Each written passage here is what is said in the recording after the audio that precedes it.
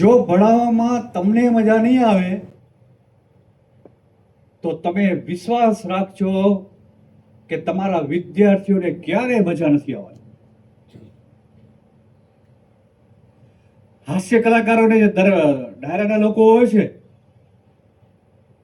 ઘણી વખત આપણે શું થઈએ કે આપણે છે ને આપણું હાસ્ય, આપણો આનંદ છે ને ચૂઝી બની ગયું. કોઈ જોક્સ બીજી વાર સંભળાવે ને હવે આ તો સાંભળી લીધું છે, આપણે હસીએ નહીં. પણ તમે જોજો કલાકારો જે છે એ તો કેટલા કલાકારો કેટલા પ્રોગ્રામો કરતા હશે, ઈની જોક્સ કે ઈની વાત હશે એનો આનંદ લેતા હશે. એમને આનંદ આવે છે ને એટલે સામેવાળાને આનંદ આપી શકે. જ્યારે તમે ફિલિંગ કરશો કે આ બોરિંગ છે, હવે આ વિષય છે કે આ વસ્તુ છે કે હવે કંટાળો આવે છે આ તો ભણાવો, ત્યારે યાદ રાખજો તમારા વિદ્યાર્થીઓને કંટાળો આવવાનો જ છે.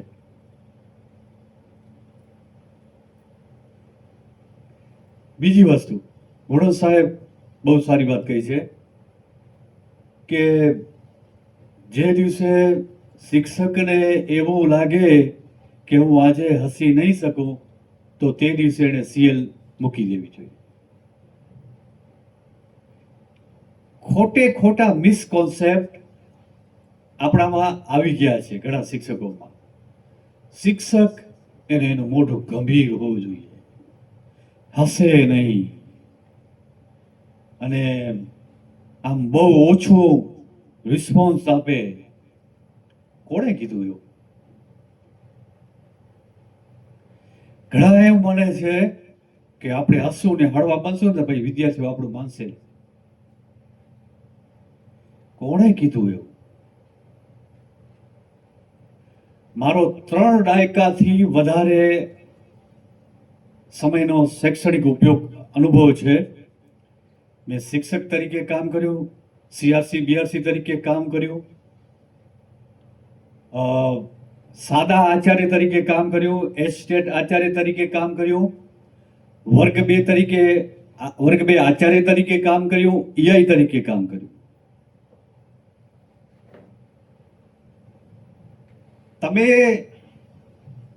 જ્યારે ઓફિસ હોય, ખાલી શિક્ષક નહીં, ઘણી વખત ઓફિસમાં પણ અધિકારીઓના મગજમાં એવું હોય કે આપણે ગંભીર થવાનું, ઓછું બોલવાનું, હા એવા જ રિસ્પોન્સ આપવાના, જેથી આપણી આભા જળવાઈ રહે, આપણી પ્રતિભા જળવાઈ રહે.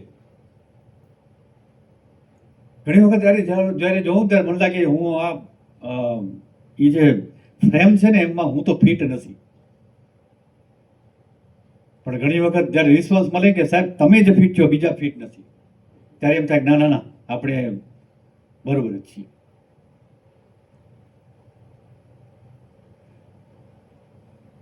અમે તો નલિનભાઈ પંડિતના શિષ્યો છીએ,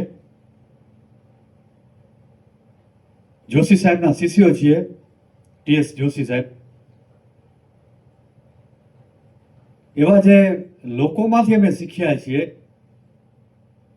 પંડિત સાહેબે અમે કીધું કે પહેલો તમે શિક્ષક બન્યા છો તો ગીજુભાઈ બધેગાનું તમે પુસ્તક વાંચો. વાંચ્યું છે ને બધાએ? પોતપોતાના અનુભવો વ્યક્ત કરે છે. એ વાર્તા કરવા જાય છે તો શિક્ષકો વાંધો ઉઠાવે છે, આચાર્ય વાંધો ઉઠાવે છે, ગામવાળા વાંધો ઉઠાવે છે કે આ નવા સાહેબ કોણ આવ્યા છે, આ તો આખો દિવસ વાર્તાઓ કરે છે, આ નવા બેન કોણ આવ્યા છે, આખો દિવસ વાર્તાઓ કરે છે. એવા ઘણાને આવા અનુભવ થયા છે. પણ આપણે હસતા રહેવાનું છે. હું હંમેશા કહું કે તમે વિદ્યાર્થીઓ ની એટલા ક્લોઝ રહ્યો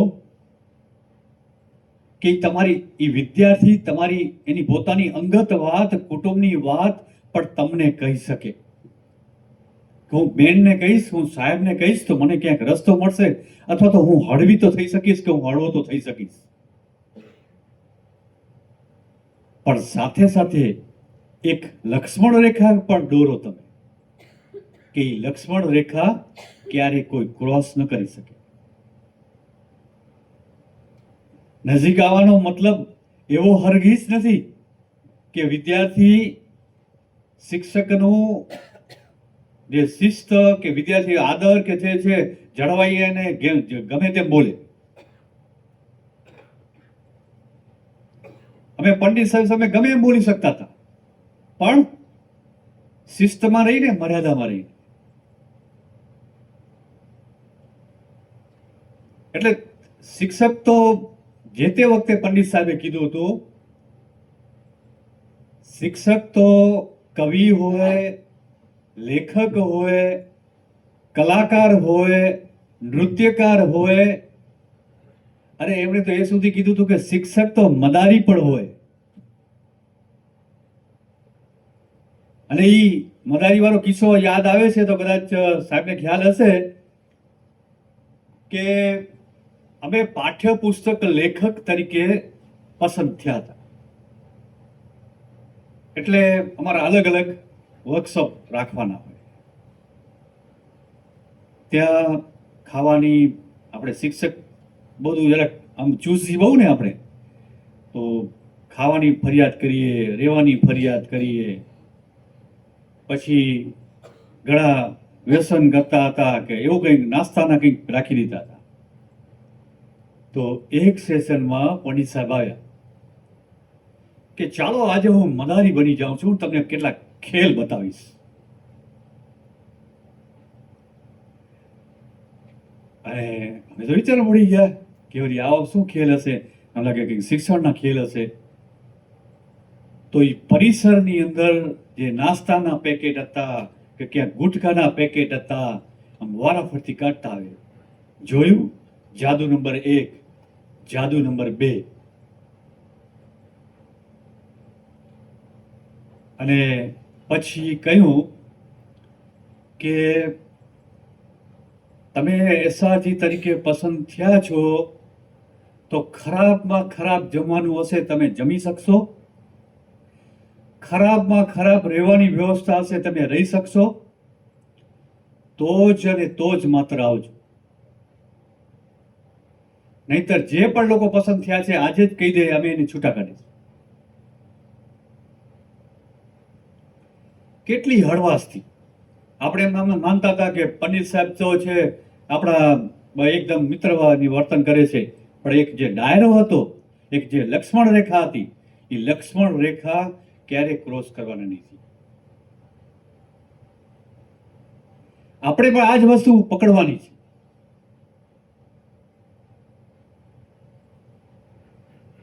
ઘણી વખત માણસ છે ને, મિસકોન્સેપ્ટ એ થાય છે કે આપણા કામ અને આપણા જ્ઞાન એ બંનેમાં ગંભીરતા હોવી જોઈએ, પણ વાણી અને વર્તનમાં છે એ હળવાશ હોવી જોઈએ. ઘણા ઊંધું કરી નાખે છે. કામ અને જ્ઞાનમાં હળવાશ હોય ને વર્તનમાં ગંભીરતા હોય.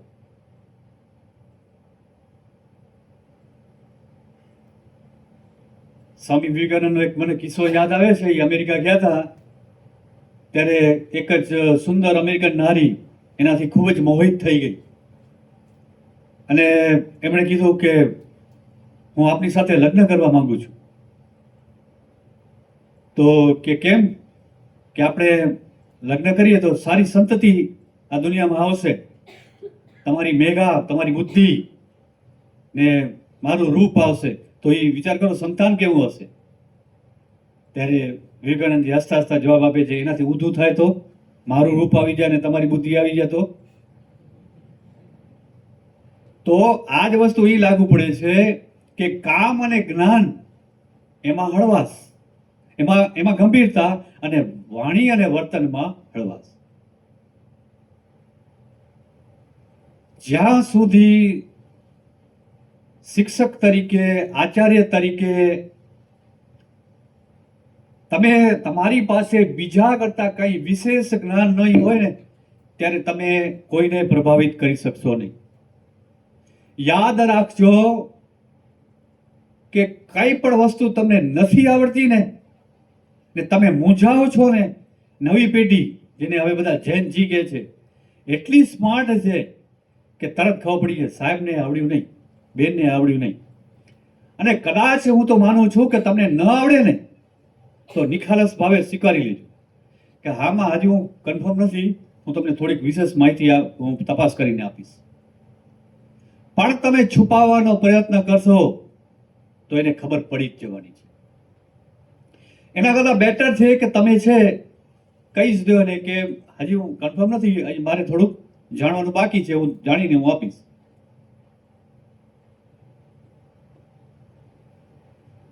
અને બીજી એક વસ્તુ શિક્ષક તરીકે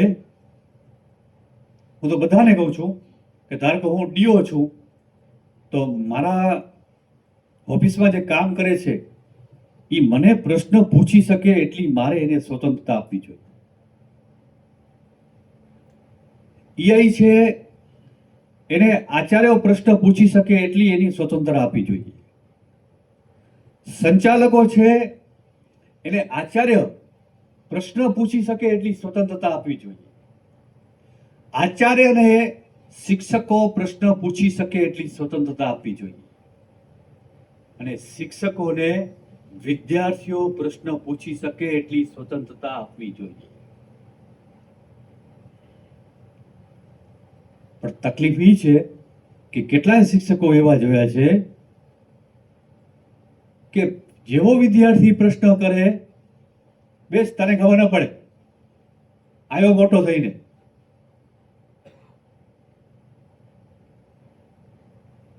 ગર્ભપાત છે ને માત્ર ભ્રૂણમાં નથી થતું.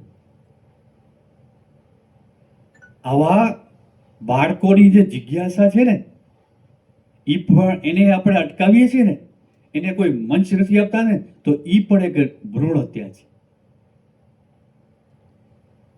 એક વિદ્યાર્થી માંડ પ્રશ્ન કરવા માટેની જીગર એ ઊભી કરે છે.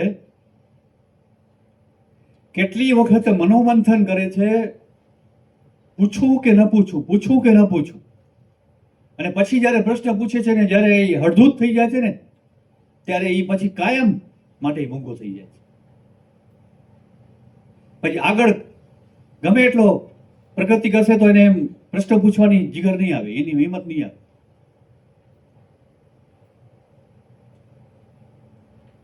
આગળ લેવલ પર મેં જ્યારે વાત કરી છે, કોઈ પણ લેવલ છે, આ આપણે શિક્ષક વિદ્યાર્થીની લેવલની વાત કરી છે. હા, પ્રશ્ન એનો અનુરૂપ ન હોય તો એ આપણી ભાષા છે એ એટલી સૌમ્ય હોવી જોઈએ કે એને એમ લાગે કે તમે ખોટું કર્યું છે.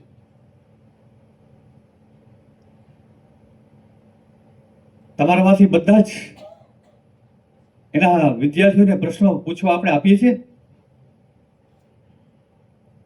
આમાંથી પ્રશ્ન પૂછવાથી વિદ્યાર્થી કેમ આગળ વધ્યો કે શું કર્યું એમાં તમારા અનુભવ હશે તો મને ગમશે, હું સાંભળવા માંગીશ કે તમે આવું કંઈક કર્યું હોય, પ્રશ્ન પૂછવા આપ્યું હોય અને તમે આ ફાયદો થયો હોય, વિદ્યાર્થી જે ક્યારે પ્રશ્ન ન કરતો થયો ને એને આટલો ફાયદો થયો એવા હું તમારા અનુભવ છે.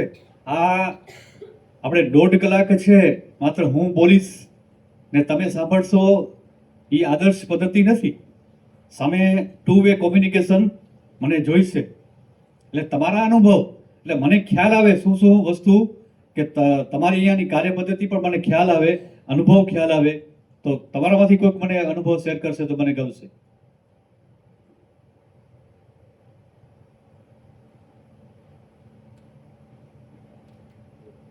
અરે મને એમ તો આવડા બધા હાથ ઊંચા થશે. તાલીમમાં શરીક થતા શીખો, તમે પાર્ટિસિપેટ કરો. તમે ચલો આ જે હું કહું છું એનું તો પાલન કરીએ છીએ. તમને એમ ડર થતું હશે કે હું પ્રશ્ન કે આ વાત કરીશ તો કેવું હશે, શું હશે. સત્ય છે બહુ કોણીય હોય છે. તમે માનો છો ને, જે તમે દ્રઢ માનો ને છે એ સત્ય. એટલે એવું નહીં વિચારવાનું કે હું મારો અનુભવ શેર કરીશ તો કોઈને ગમશે કે મને નહીં ગમે નહીં. બધ yes yes very good. Sir, મારા ક્લાસમાં જે અત્યારે હું જે ક્લાસની વર્ગ શિક્ષક છું ને, બરોબર છે, ઈ છોકરાઓ થોડા વધારે ચંચળ છે. અને બીજું પ્રશ્ન શું છે કે માનો કે કોઈ બાળ સભા હોય કે ક્યાંય કોઈ પણ ભાગમાં એનો ટૂંકા પાર્ટિસિપેટ ન કરે. તો મેં એવું ચાલુ કર્યું છે કે દરરોજ પ્રાર્થના પૂરી થાય, હાજરી પુરાઈ જાય ને પછી દરરોજ રોલ નંબર પ્રમાણે એકનો વારો લેવાનો. એને જોક્સ કેવી, વાર્તા કેવું, જે પણ કેવું હોય, બાળ ગીત ગાવું અથવા કાંઈ બી કેવું હોય તો એને છૂટ.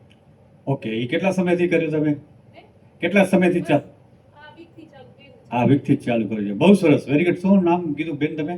જાગૃતિ. જાગૃતિબેન. સરસ, બેનને અભિનંદન કે ઘણી વખત યુરિનલ્સમાં અને બીજે ક્યાં વાક્યો લખેલા હોય છે કે ખોટા સાચા એ બધા વાક્ય લખેલા હોય છે. એ શા માટે? કે આપણે છે એને લખવાનો મંચ નથી આપ્યો. એની લેખિત અભિવ્યક્તિને આપણે અવકાશ નથી આપ્યો.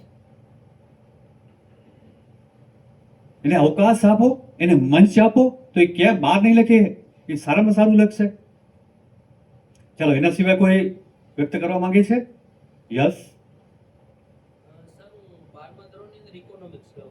Okay, very good. તો મારે શું છે કે 12 વર્ગમાં થોડાક એની સમકક્ષમાં થોડાક નબળા વિદ્યાર્થીઓ હોય અને ઈ જે સ્ટુડન્ટ હતા ને એમાં એક સ્ટુડન્ટ એવરેજ મીડિયમ રેન્જ બહુ ઓછું બોલે ને એકદમ મળતાવડો એનો સ્વભાવ નહીં. એકવાર એને મને પ્રશ્ન પૂછ્યો ઇકોનોમિક્સ વિશે ને થોડો ટફ ટોપિક હતો એટલે મેં એને બરાબર સમજાવ્યું, ન સમજાણું, છતાંય ન સમજાણું. પછી સેકન્ડ ટાઈમ મારી પાસે મને પૂછવા આવ્યો, મેં એને બરાબર સમજી ગયો. પછી એક સમય એવો આવ્યો સાહેબ કે ઇકોનોમિક્સ વારંવાર સોલ્વ કરવાનો પ્રયત્ન કર્યો. એક વાર નહીં, 2 વાર નહીં, 3 વાર નહીં, એને સંતોષ ન થયો ને ત્યાં સુધી મેં એને ટોપિક સમજાવ્યો. Very good. શું નામ કીધું આપને? કોનું? મારું? હા. ઝાલા સાહેબ. ઝાલાભાઈને ખૂબ ખૂબ અભિનંદન કે જ્યાં સુધી એને સમજાય નહીં. ઘણી વખત તમે જોજો કે તમે 2 વખત સમજાવશો ને તો પછી ઘણી વખત વિદ્યાર્થી સમજતો નથી પણ તોય હાય હા કરી દે છે. તમને જ્યારે પણ લાગે કે હજી પણ સમજ્યો નથી પણ પછી 2 વખત ન સમજે તો એનું ખરાબ લાગે, સાહેબ ગુસ્સે થશે, એ પણ ડર લાગે, તો ત્યારે તમારે શું કરવાનું? એને કહેવાનું, બેટા તું રિસેસમાં અથવા તો ગમે ત્યારે કંઈક રમતનો પિરિયડ તું આવજે. એને તમારે એને અંગત રીતે સમજાવવાનું. ઘણી વખત એવું થાય છે કે હવે તો આપણે કોઈ અમે જ્યારે 4થા ધોરણમાં હતા ને તો દાખલા કરાવતા ને, બોર્ડ પર દાખલા બાબુલાલ સાહેબ કરાવતા એક. તો એ સાહેબ તે વખતે તો સોટી વાગે ચમચમ ને વિદ્યા આવે રમઝમનો જમાનો હતો. જરાક ભૂલ કરીએ એટલે સાહેબ એમ ઝાપટ જ મારે. એટલે શું થતું, આપણે આવડતું હોય દાખલો પણ ડર જ પડ્યો હોય કે હમણાં સાહેબ મારશે તો. હવે એ મારવાનો ડર નથી પણ તોય પ્રશ્નો આપણે એ સાહેબ સાંભળશે નહીં તો એનો ડર વિદ્યાર્થીઓમાં પડ્યો છે. એટલે ઘણી વખત તમને એમ લાગે કે હજી સમજો નથી પણ ખોટે ખોટી હા પડે છે. આપણે પણ ઘણી વખત ક્યાંક પ્રશ્ન હોય ને પછી ન સમજીએ તો આપણે કે હવે પછી વાત આપણે હા કરીએ. તો આવા વિદ્યાર્થીઓ જેમ ઝાલાભાઈએ અંગત રસ લીધો તેમ તમે અંગત રીતે બોલાવીને કહેજો કે બેટા તો હજી જો આમ ન હોય તો હજી કહી દે. એટલે એના જે પણ હું યાદ કરું છું કે અમારી માંડવીમાં એક ખીમજી રામદાસ સ્કૂલ છે, એમાં એક આરટી સર હતા. હવે પૂરું નામ તો મને ખબર નથી, હું એને મળ્યો પણ નથી ખાસ. એક વખત હું અમારી માંડવીની દાબેલી હોય તો દાબેલી લેતો હતો તો વિદ્યાર્થીઓ બેઠા હતા ને વિદ્યાર્થીઓ ચર્ચા કરતા હતા કે આ સાયન્સનો સબ્જેક્ટ હતો, કોઈ અગ્રમાગ્રો ગણિતનો કે કંઈક એવો હતો કે અગ્રમાગ્રો હતો, કોઈ સમજાવી શકતા નહોતા પણ આરટી સર આવ્યા ને કેટલું મસ્ત સમજાવી દીધું. એટલે સાહેબના વખાણ થાય એટલે આપણે તો શિક્ષકનો જીવ એટલે ખૂબ ખુશ થઈ ગયા. એટલે મારો છોકરો તે વખતે જીલ પણ ત્યાં જ ભણતો હતો. તો મેં એને પૂછ્યું, જીલ કે આ આરટી સર કોણ છે અને કેવું ભણાવે છે? હવે કીધું, પપ્પા આરટી સરનો તો કોઈ જવાબ જ નથી, કે એટલું મસ્ત સમજાવે કે પોતાના વિષયનું નહીં પણ બીજા વિષય પણ એની હતા નહીં છતાં પણ બીજા વિષયનું આપણે પૂછીએ ને તો એના વિષયનો નિષ્ણાત શિક્ષક, એનો શિક્ષક ન સમજાવી શકે ને એટલી મસ્ત રીતે સાહેબ સમજાવે. તો અમે ક્યારેક ક્યારેક તમે એમના ઘરે જઈએ અથવા તો ફ્રી પિરિયડ હોય તો એને મળીને વાત કરી કે સાહેબ આમાં સમજણ નથી પડતી. ઘણી વખત ફોનથી કરીએ તો કે ઓલો શિક્ષક ન સમજાવી શકે ને એવું સમજાવી. ત્યારે મને લાગ્યું કે આ જે પ્રશંસા હતી, હું એમને મળ્યો નથી અને પછી તો ખબર પડી કે એમને કેન્સરની બીમારી થઈ અને દુનિયા છેલ્લા શ્વાસ સુધી એમણે ભણાવતા રહ્યા. અને પછી ફેસબુક પર અને વોટ્સઅપમાં એમને જે શ્રદ્ધાંજલિનો જે ધોધ વયો ને જે, ત્યારે લાગ્યું કે આ શિક્ષકત્વ સાચું. પોતાના વિષયનો તો એટલો સરસ સમજાવી શકીએ પણ બીજાના વિષયનો પણ કે સમજાવી શકતા. તો આ એક શું કહેવાય, આપણા વિશે વિદ્યાર્થીઓ આવું મંતવ્ય ધરાવે ને, જે તે વખતે હું એસ્ટેટ આચાર્ય હતો, મેં પ્રેરણા લીધી કે ભાઈ આપણા વિશે પણ આવું કરતા હોવું જોઈએ. તેમ આ પ્રેરણા છે આપણે પણ લેવાની છે. પછી તમારામાંથી તમે ડાયરેક્ટ ભણાવો જ છો કે વચમાં કોઈક રમત દ્વારા શીખાડો છો? તમારામાંથી કોઈ ગીત ગવડાવે છે પ્રાઇમરીમાં તો એ નૃત્યથી કરાવે છે, નૃત્યથી ડાન્સથી કરાવો છો? બેન કેવો ગીત કરાવો છો તમે લાસ્ટ? હે? હા, કેજી વાળા છે એ બધા. ઓકે, પોતે તમે ડાન્સ કરો? ચાલો, બીજા કેટલા લોકો ડાન્સ કરે છે? ખાસ કરીને પ્રાઇમરી વાળા પાસે હું અપેક્ષા રાખીશ. પ્રાઇમરી સુધીમાં કેટલા લોકો છે કે જે પોતે પણ વિદ્યાર્થીઓ સાથે નૃત્ય કરે છે? ધીમે ધીમે આંગળી ઊંચી થઈ રહી છે એટલે એ શું શરમ સંકોચ છે કે પછી હવે ફરજિયાત કરવી પડશે એવું છે? હે? તમે અહીંયા આંગળી ઊંચી કરવામાં શરમ કરો છો, ભાઈ વિદ્યાર્થી સાથે નૃત્ય કરવામાં નહીં. આપણે છે ને, હું જ્યારે મારો 4થો વર્ષ હતો ને નોકરીનો, ત્યારે હું તાલીમ ભવનમાં તાલીમ લેવા ગયો હતો.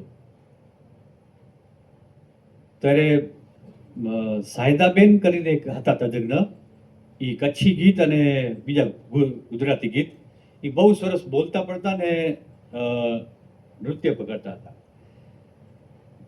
ઢીંગલો કડાવ્યો માડી, ઢીંગલો કડાવ્યો અમારો એક કચ્છી ગીત છે. તો એમણે એટલો મસ્ત રજૂ કર્યો. પછી ઘણા ગીતો એને જે તે વખતે તાલીમના સેશનમાં એવું હતું કે અડધો પોણો કલાક એ નૃત્ય કરાવતા, ગીતો ગળાવતા. તો મને સંકોચ થયો કે આપણે તો શિક્ષક, આ બધા વળી ડાન્સ ને બધું આ શું કરવાનું હોય, નૃત્ય ને આમ ને બીજું. મારી એમ બીજા બધાને ઘણાને સંકોચ થયો. પણ પંડિત સાહેબને જ્યારે સાંભળ્યા, જોયા, વિચાર્યા, એમની નિશ્રામાં કામ કર્યું.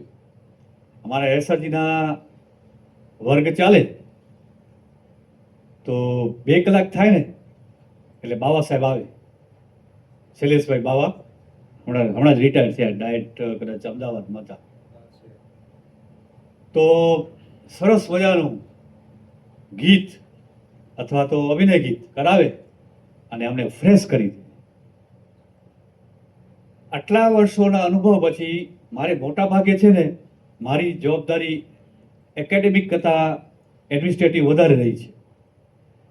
પણ મને જ્યારે પણ એમ લાગે ને કે આ કંટાળો આવે છે, શિષ્યવૃત્તિનું કામ કરતો હોઉં કે કોઈક વહીવટી કામ કરતો હોઉં, મને જ્યારે હું કંટાળો આવે લાગે ને ત્યારે હું બીજા કોઈકને કામ સોંપી દઉં ને હું કે હું તમારા પિરિયડમાં જાઉં છું, તમારા ક્લાસમાં જાઉં છું. ને હું ક્લાસમાં જાઉં ને તો 1-1.5 કલાક કેમ નીકળી જાય ને એ ખબર જ ન પડે, મને ખબર ન પડે. હું પ્રાથમિક શાળામાં હતો તો ત્યારે શિક્ષકો ફરિયાદ કરતા, સાહેબ તમે 6ઠામાં જાઓ છો, 7મામાં જાઓ છો, અમારા ક્લાસમાં નથી આવતા. 5મી વાળા કે સાહેબ અમારા ક્લાસમાં નથી આવતા. હું વર્ગ 2 તરીકે હાઈસ્કૂલમાં આવ્યો તો કે સાહેબ તમે 10મામાં જ વધારે જાઓ છો, 12મા વાળા કે અમારામાં નથી આવતા, 9મા વાળા કે અમારામાં નથી આવતા. બધાને એમ થતું કે સાહેબ અમારા ક્લાસમાં નથી આવતા. તો એ જ વસ્તુ છે કે હું એને રમતો દ્વારા કે એવી રીતે શીખાડું કે આપણો શીખવાડવાનો હેતુ એ જ, પણ એમને છે મજા આવી જોઈએ. એટલે તમે પ્રશ્ન પૂછતા રહેજો ને જ્યાં આપણે કહીએ ને જ્યાં સુધી આઈન્સ્ટાઈન હોય કે ગમે એ હોય, ન્યૂટન હોય કે પ્રશ્નો એ જ્ઞાનની જનની છે. અને જ્યાં સુધી તમે પ્રશ્નો પૂછવા નથી દેતા, ધારો કે અર્જુનને યુદ્ધ વખતે જે પ્રશ્નો થયા કે આજ મારા ભાઈઓ, આજ મારા વડીલો, એને હું કેમ મારું, ને એ પ્રશ્ન પૂછવાનો અધિકાર જો અર્જુનને ન મળ્યો હોત અને જવાબ જો કૃષ્ણ ભગવાને ન આપ્યો તો આપણને ગીતા મળત. એરિસ્ટોટલ અને પ્લેટો એના જે સંવાદો થયા અને સંવાદોના પરિણામે જે સરસ મજાનો ગ્રંથ મળ્યો એ આપણે મળ્યો જ.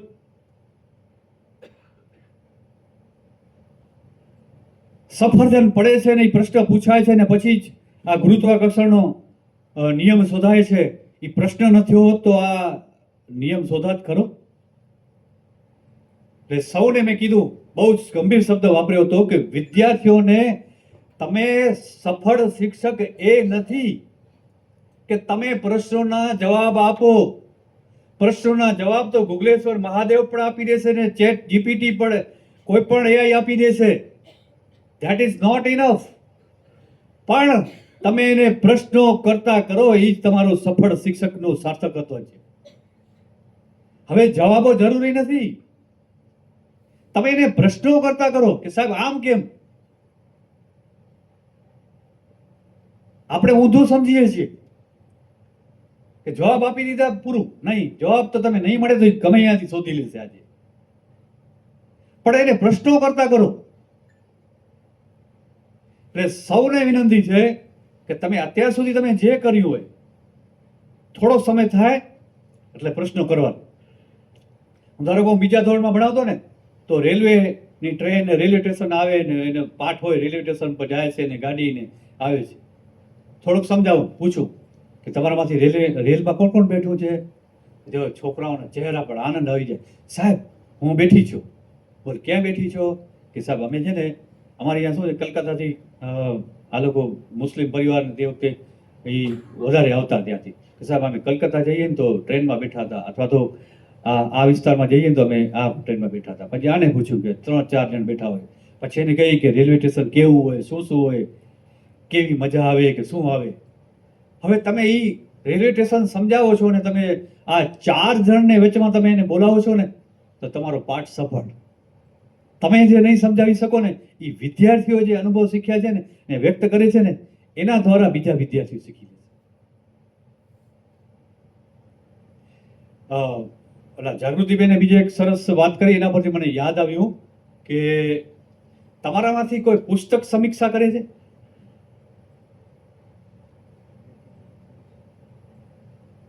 અઠવાડિયે અથવા 1 માસ ગમે તે? કોઈ નહીં. લાઇબ્રેરીનો ઉપયોગ કરીએ છીએ આપણે, વિદ્યાર્થીઓ કરાવી છે કે એનો રેગ્યુલર તાસ હોય છે કે પુસ્તક કંઈ આપીએ છીએ આપણે? વરદેવભાઈ લાઇબ્રેરીમાં કેટલા પુસ્તકો હશે? હે? લંકામાં સોન ઘણું પડ્યું છે પણ લંકામાં હોય છે.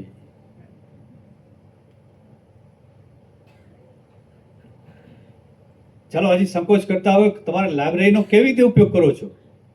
લાઇબ્રેરીનો આ લોકો વિદ્યાર્થીઓ કે શિક્ષકો કેવી રીતે ઉપયોગ કરે એનો કંઈ આપણે કંઈ પ્લાનિંગ છે, કર્યું છે કંઈ?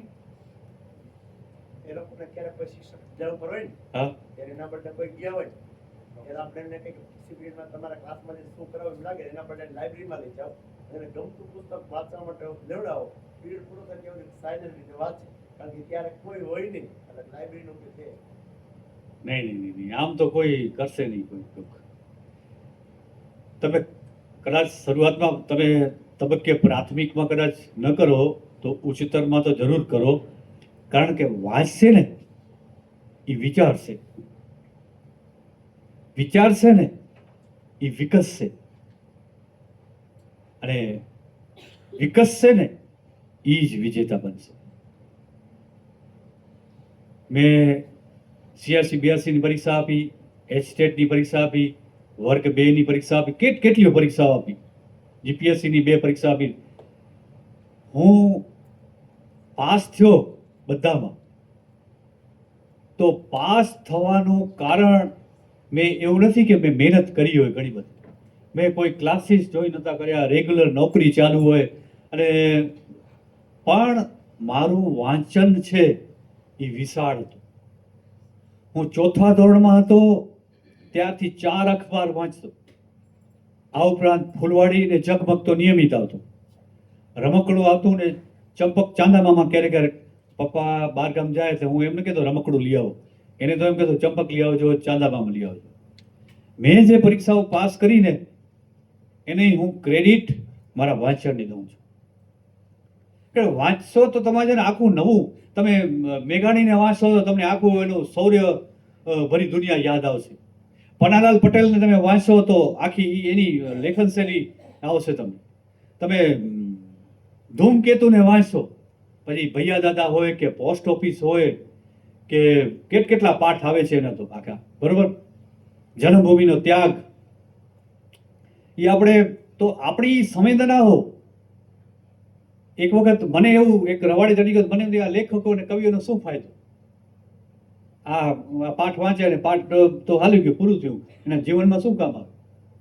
પણ એ જે સંવેદનાઓ હોય છે, ધારો કે જન્મભૂમિનો ત્યાગ, એમાં જે પાઠમાં જે વાઘજી મોચી છે એને અંગ્રેજ અફસર આવે છે અને કાઢી મૂકે છે, અને એનું આખું કુટુંબ વેર વિખેર થઈ જાય છે, દુઃખી થઈ જાય છે.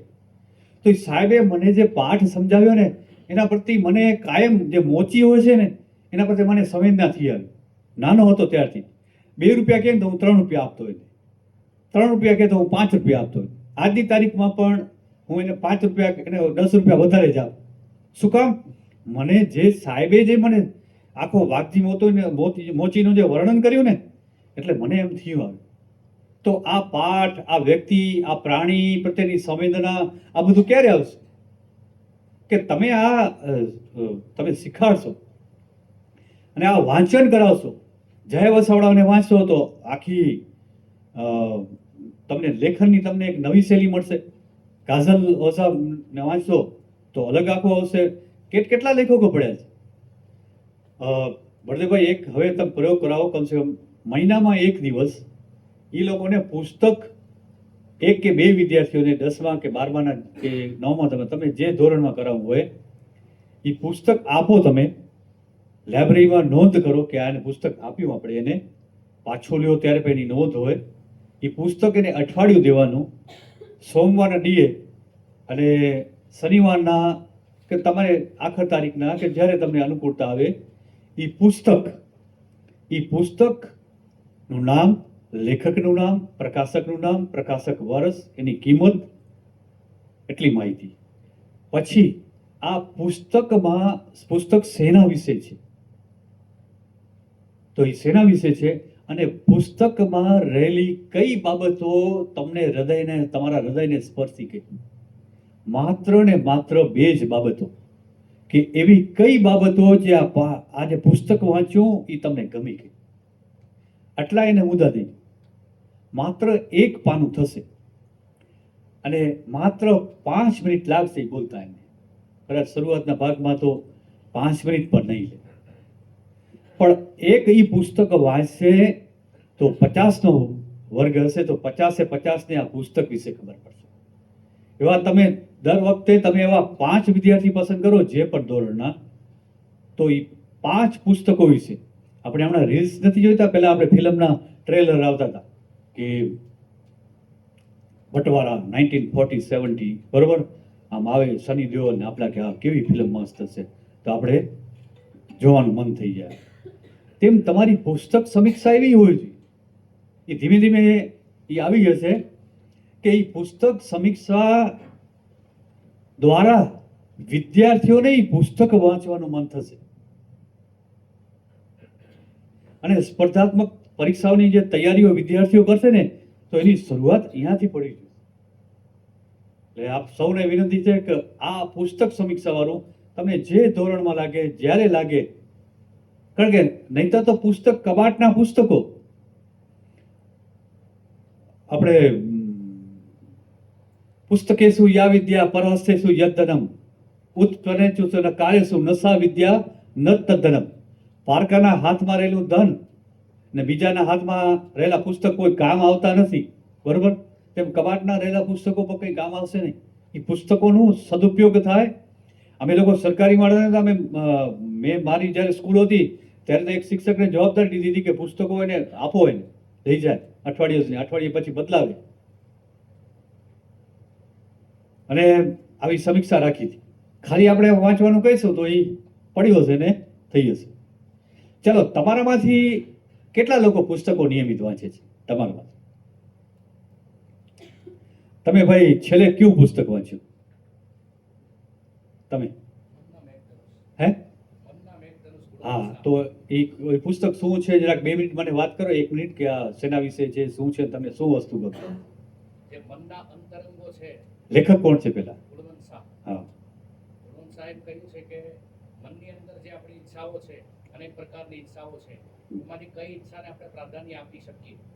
દાખલા તરીકે 10 ઈચ્છાઓ મારી પાસે છે, તો એ માત્ર ઈચ્છાઓ પૂરતું સીમિત નથી, પણ મનની અંદર તમે એને શું સિદ્ધ કરવા માંગો છો, કયા વિચારથી, કયા એંગલથી, બરાબર? તો એના ઉપર એમણે આખું વિશ્લેષણ કરેલું છે, વર્ણનાત્મક વિશ્લેષણ કરેલું છે કે મન શું છે ખરા અર્થની અંદર. અને મન દ્વારા એમ તો કહ્યું છે કે મન હરાયું ઢોર છે ગમે ત્યાં જાય, પરંતુ સાચી દિશામાં વાળવા માટે કેવા પ્રયત્નો હોવા જોઈએ, કેવા આયામો હોવા જોઈએ, કેવી સિદ્ધિ પ્રાપ્ત કરવા માટે કેવા પ્રકારના વિચારોને આપણે અમલમાં મૂકવા જરૂરી છે. એટલે ટૂંકમાં કહેવાનો સારી છે કે આચરણ મહત્વનું છે. બહુ સરસ. છેલ્લે ભાઈ એક હાથ ઊંચો કર્યો હતો. પ્રેમચંદનું ગોદાન ઉપન્યાસ વેરી ગુડ. એની અંદર શહેરી જીવન અને ગ્રામ્ય જીવન એનું એમને સરસ વર્ણન કરેલું છે. ગ્રામ્ય જીવનની અંદર રહેતી પબ્લિક જે છે અને જે મુખ્ય પાત્રો જે છે હોરી અને ધનિયા, કેવી કેવી મુશ્કેલીઓ ખેતીવાડી અને કેવી રીતના જે પૈસાદાર લોકો છે શોષણ કરે છે એનું આખું જબરજસ્ત વર્ણન કરેલું છે. આપણને એ લોકો પ્રત્યે સંવેદના જાગે એમ કે આ કેવી પરિસ્થિતિમાંથી કઈ રીતે એ ઉત્પાદન કરે છે અને આપણી સુધી પહોંચે છે, એ વસ્તુનો આખો એની અંદર જબરજસ્ત ચિતાર આપેલો છે. બહુ સરસ. હવે તમે 2 મિત્રોએ છે ને એ પુસ્તક વિશે આ માહિતી આપી, પણ આ લોકોને એવી તૈયાર કરો કે એમાં કઈ 2 વસ્તુ તમને ગમી? ધારો કે તમે 2 મિત્રોએ પુસ્તક વિશે, ગોદાન વિશે કે મનના મેઘ ધનુષ વિશે સરસ માહિતી આપી, એ શરૂઆતનો ભાગ. પછી આમાં તમે કોક એનો વાક્ય અથવા તો કોક એનો વિધાન અથવા તો કોઈક બાબત જે તમારા દિલને સ્પર્શી ગઈ હોય, હું એટલા માટે કહું છું કે તો એનો છે ને વાંચન પ્રત્યેનો અભિગમ બદલાશે. એને લાગશે કે મારે તો આ 2 વસ્તુ કહેવાની છે, એટલે મારે એ જોવું પડશે કે મને શું સ્પર્શી ગઈ છે આખી. હું ક્યારે કોઈ નવલકથા છે વાંચતો નહોતો ને આજની તારીખમાં વાંચતો નહોતો. એક વખત મારે ભુજમાં એક સાહેબને મળવાનું હતું, તો એ સાહેબ મને 1.5 કલાક, હું વિદ્યાર્થી હતો ત્યારે, કોલેજમાં ભણતો હતો, તો મને 1.5 કલાક સુધી રાહ જોવી પડી. હિંચકો હતો બહાર અને પેપર પડ્યું હતું, કચ્છ મિત્ર મારું અખબાર પડ્યું હતું. એમાં પછી મેં બધું આખું કચ્છ મિત્ર વાંચી નાખ્યું, પણ તોય પણ છે ને સાહેબ ફ્રી ન થયા. પછી ન છૂટકે જે છે ને ઓલી નવલકથાનો પહેલો જ હપ્તો તે દિવસે શરૂ થયો હતો, તરસ્યો સંગમ, મને યાદ છે, હરકિશન મહેતાની. અને એ વાંચવાનું શરૂ કર્યું ને, મને લાગ્યું મસ્ત, મજા આવી ગઈ. મેં અશ્વિની ભાઈને અને હરકિશન મહેતા એ બેને કંઈક થોડીક વાંચી છે, બાકી કંઈ વાંચ્યું નથી. પછી હું નિયમિત વાંચતો ગયો. હરકિશન એ ડાયરી ક્યાંક ખોવાઈ ગઈ ને, નહીતર શું થતું, હરકિશન મહેતાની જે નવલકથા હોય ને એમાં કેટલાક એવા વાક્યો હોય કે તમારા દિલને સ્પર્શી થઈ ગયા. ધારો કે આ તો નથી, પણ યાદ નથી, પણ હું ઘણી વખત કહેતો હું છું કે વાલિયામાંથી વાલ્મીકી બનવાની ક્ષણ આવતી હોય છે, એ ક્ષણને છે ને આપણને ઓળખતા આવડી જોઈએ. ગમે એવો તોફાની વિદ્યાર્થી હશે, મનમાં તેને મળશે કે હું સુધરી જાઉં, ને એ સુધરવાની ક્ષણ છે ને એ આપણે ઓળખતા આવવું જોઈએ. કોઈક વ્યક્તિ કે ને હું ગુટખા ખાઈશ જાઉં, ગમે હું ગુટખા મને કોઈ ન છોડાવી શકે, પણ એનામાં પણ એક ક્ષણ આવશે, એ ક્ષણને આપણે ઓળખતા આવડવું જોઈએ. તો આ વાક્ય વિધાન છે. તો એવા તમે આખી ડાયરી બનાવી હતી હરકિશન મહેતાની વાર્તાઓમાંથી, એવા એવા વાક્યો આવે કે આપણા દિલને ઝંઝોડી નાખે.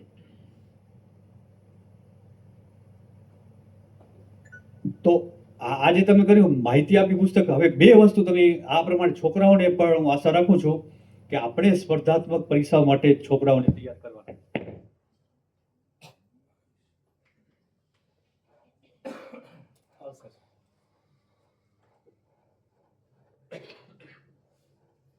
તમારામાંથી જ્યારે ભણાવે છે ત્યારે રમતો રમાવે કોઈ એવી એજ્યુકેશન રમતો, અથવા મને ખાસ એ વસ્તુ જોઈએ છે કે તમે આ અઘરો ગણિતનો કે વિજ્ઞાનનો કે અંગ્રેજીનો કોન્સેપ્ટ હોય અને તમે રમત દ્વારા એ કોન્સેપ્ટને સરળ બનાવ્યો. Yes, very good. હા,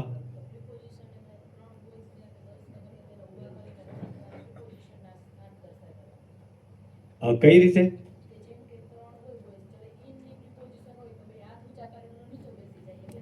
હા,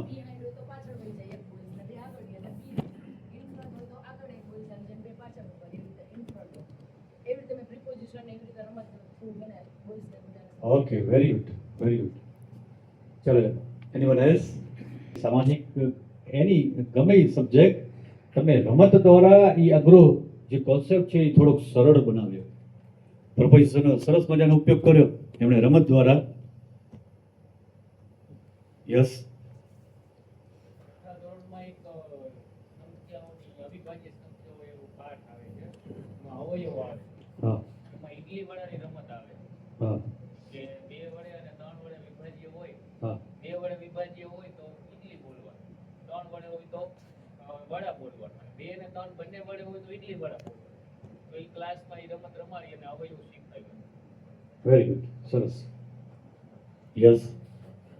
સર, માનો કે ત્રીજા ધોરણમાં અંગ્રેજીમાં ઘણા બધા સ્પેલિંગ આવે છે, તો ઈ છોકરાઓને માનો કે આપણે વાહનના નામના સ્પેલિંગ કરાવ્યા, તો પછી જ્યારે સમય મળે ને ત્યારે ખૂટતા સ્પેલિંગની રમત એક ગ્રુપમાં રમવાની પાર્ટ વાઇઝ, એટલે જેથી કરીને ગ્રુપમાંથી ખૂટતા સ્પેલિંગ મેં બધાએ લખી નાખ્યા, પછી એક એક વારાફરતી વાર અક્ષર આવે છે કે નહીં, તો ખૂટતા સ્પેલિંગની રમત દ્વારા તો અંગ્રેજીની તો વાત કરીએ તો મારો વિષય હતો એ ક્યારેક વળી અંગ્રેજીની તો આખી અલગ અલગ ક્યારેક વળી મોકો મળશે ત્યારે વાત કરશું અંગ્રેજી વિષય માટે કેવી રીતે ભણાવાય. અમે લોકો જ્યારે એસઆરજીમાં હતા ત્યારે એક્ઝિલરી વર્બ્સ સહાયકારક ક્રિયાપદ અંગ્રેજીમાં બરોબર મેનો ઉપયોગ આપણે સૌ જાણીએ છીએ.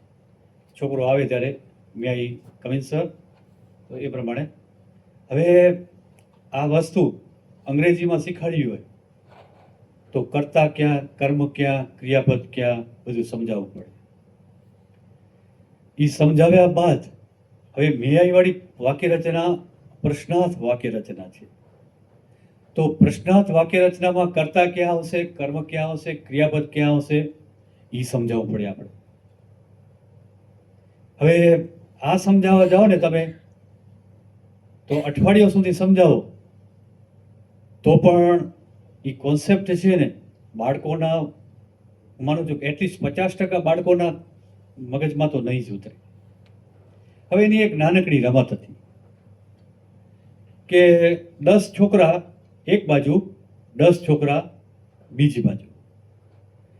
હવે દરેકના વસ્તુ એક છોકરાના જે 10 છોકરાઓ છે એના હાથમાં કંઈક વસ્તુ હોય, પુસ્તક હોય, પેન હોય, કંપાસ હોય, ઇરેઝર હોય, પેન્સિલ હોય, ટેક્સ્ટ બુક હોય. સામેવાળો વ્યક્તિ પ્રશ્ન પૂછે કે મે આઈ ટેક યોર બોલ પેન? તો સામેવાળો એટલો જવાબ આપે ઓ યસ અથવા નો સોરી, એટલો જ જવાબ આપવાનો. પછી બીજો વ્યક્તિ પ્રશ્ન પૂછે કે મે આઈ ટેક યોર પેન્સિલ? તો ઓલો સામેવાળો જવાબ આપે. પછી ત્રીજો વ્યક્તિ પ્રશ્ન, સામે લાઈન હોય ને તો વારાફરતી એક અહીંયાથી પ્રશ્ન પૂછે, એક અહીંયાથી, એક અહીંયાથી, એક અહીંયાથી. May I take your compass? Yes oh yes, no sorry, whatever જે જવાબ જેવો હોય. May I take your text? May I take your mobile? May I take your eraser? આવી જેટલી પણ વસ્તુઓ હોય એનું તમે શૈક્ષણિક મનોવિજ્ઞાન એની ડ્રિલિંગ કહે છે. તમે ડ્રિલિંગ કરાવો, may take your pen, may take your pencil, may take your compass, may take your eraser, may take your scale. તો આટલી વસ્તુ કરાવશો અને માત્ર એક પીરિયડ પછી તમે નહીં હો ને તો છોકરાઓ આપસમાં જ્યારે વસ્તુ લેવી હશે ને પ્રશ્ન પૂછશે, મે આઈ ટેક યોર નોટબુક? એને ક્યાંય ખબર નથી કરતા ક્યાં મૂક્યો, કર્મ ક્યાં મૂક્યો, ક્રિયા ક્યાં મૂક્યો. ઇન સ્પાઇટ ઓફ ધીસ બહુ જ સરળતાથી આ વસ્તુ છે એ કરી શકે છે. હવે અંગ્રેજી વિશે વાળા કેટલા છે અંગ્રેજી લેતા હોય?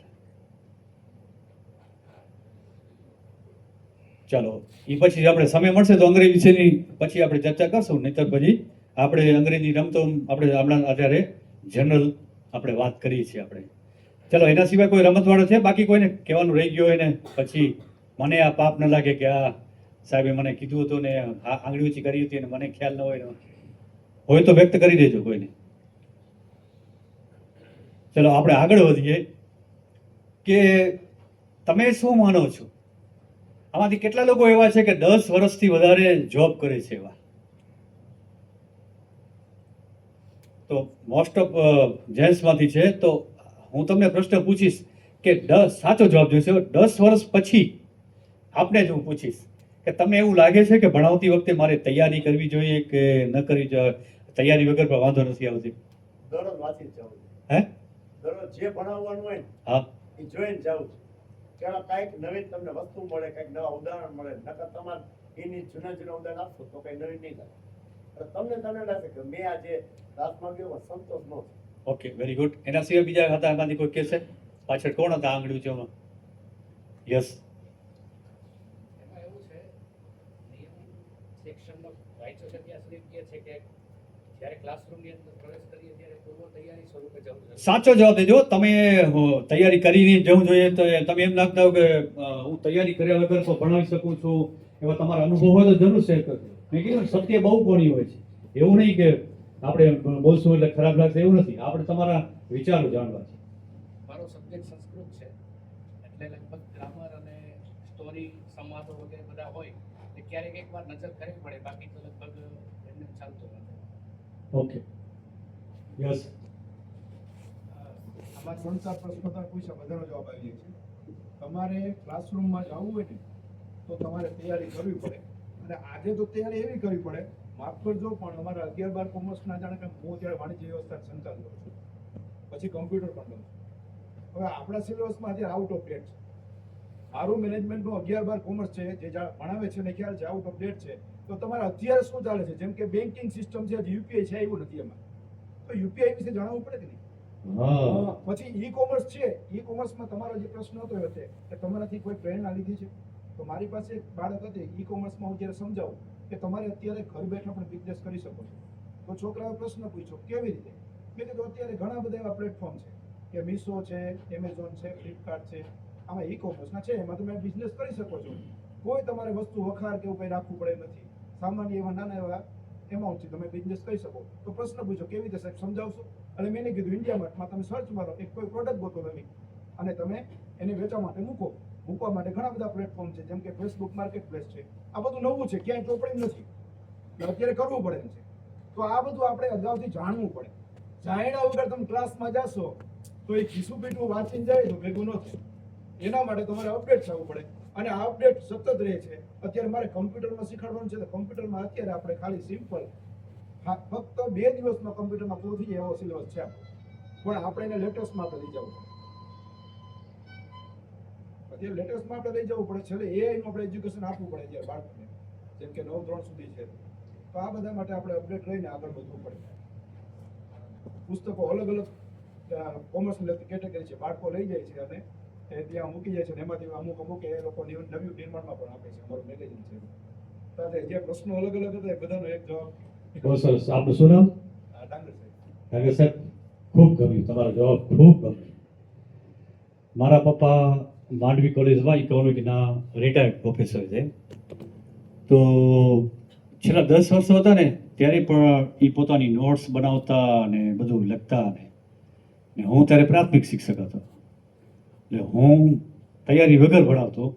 હવે છોગાડા હવે તો છોડો ને એ બધા પાઠ હતા જ. પછી આપણે કે હવે આ પાઠમાં ચોથો ધોરણ ને ત્રીજું ધોરણ મને હતો, તો મેં કીધું હવે આ બધું તો શું છે, હવે તો હું મને તો બધું મસ્ત ભણાવતા આવડે છે એમ આખે આખું, હવે એમાં શું તૈયારી કરવાની આવે.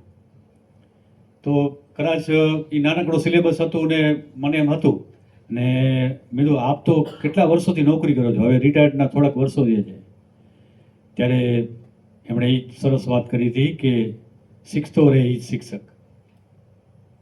કે મારા જેમ સાહેબે ડાંગર સાહેબે વાત કરી ને કે ઇકોનોમિક્સમાં તો બધા જ આંકડા થોડા દિવસે બદલાતા રહે. તમારી સરેરાશ આયુષ્ય પાઠ્યપુસ્તકમાં લખી હોય કે 62 વર્ષની, હમણાં આપણે 71 વર્ષ પર પહોંચી ગયા હોય.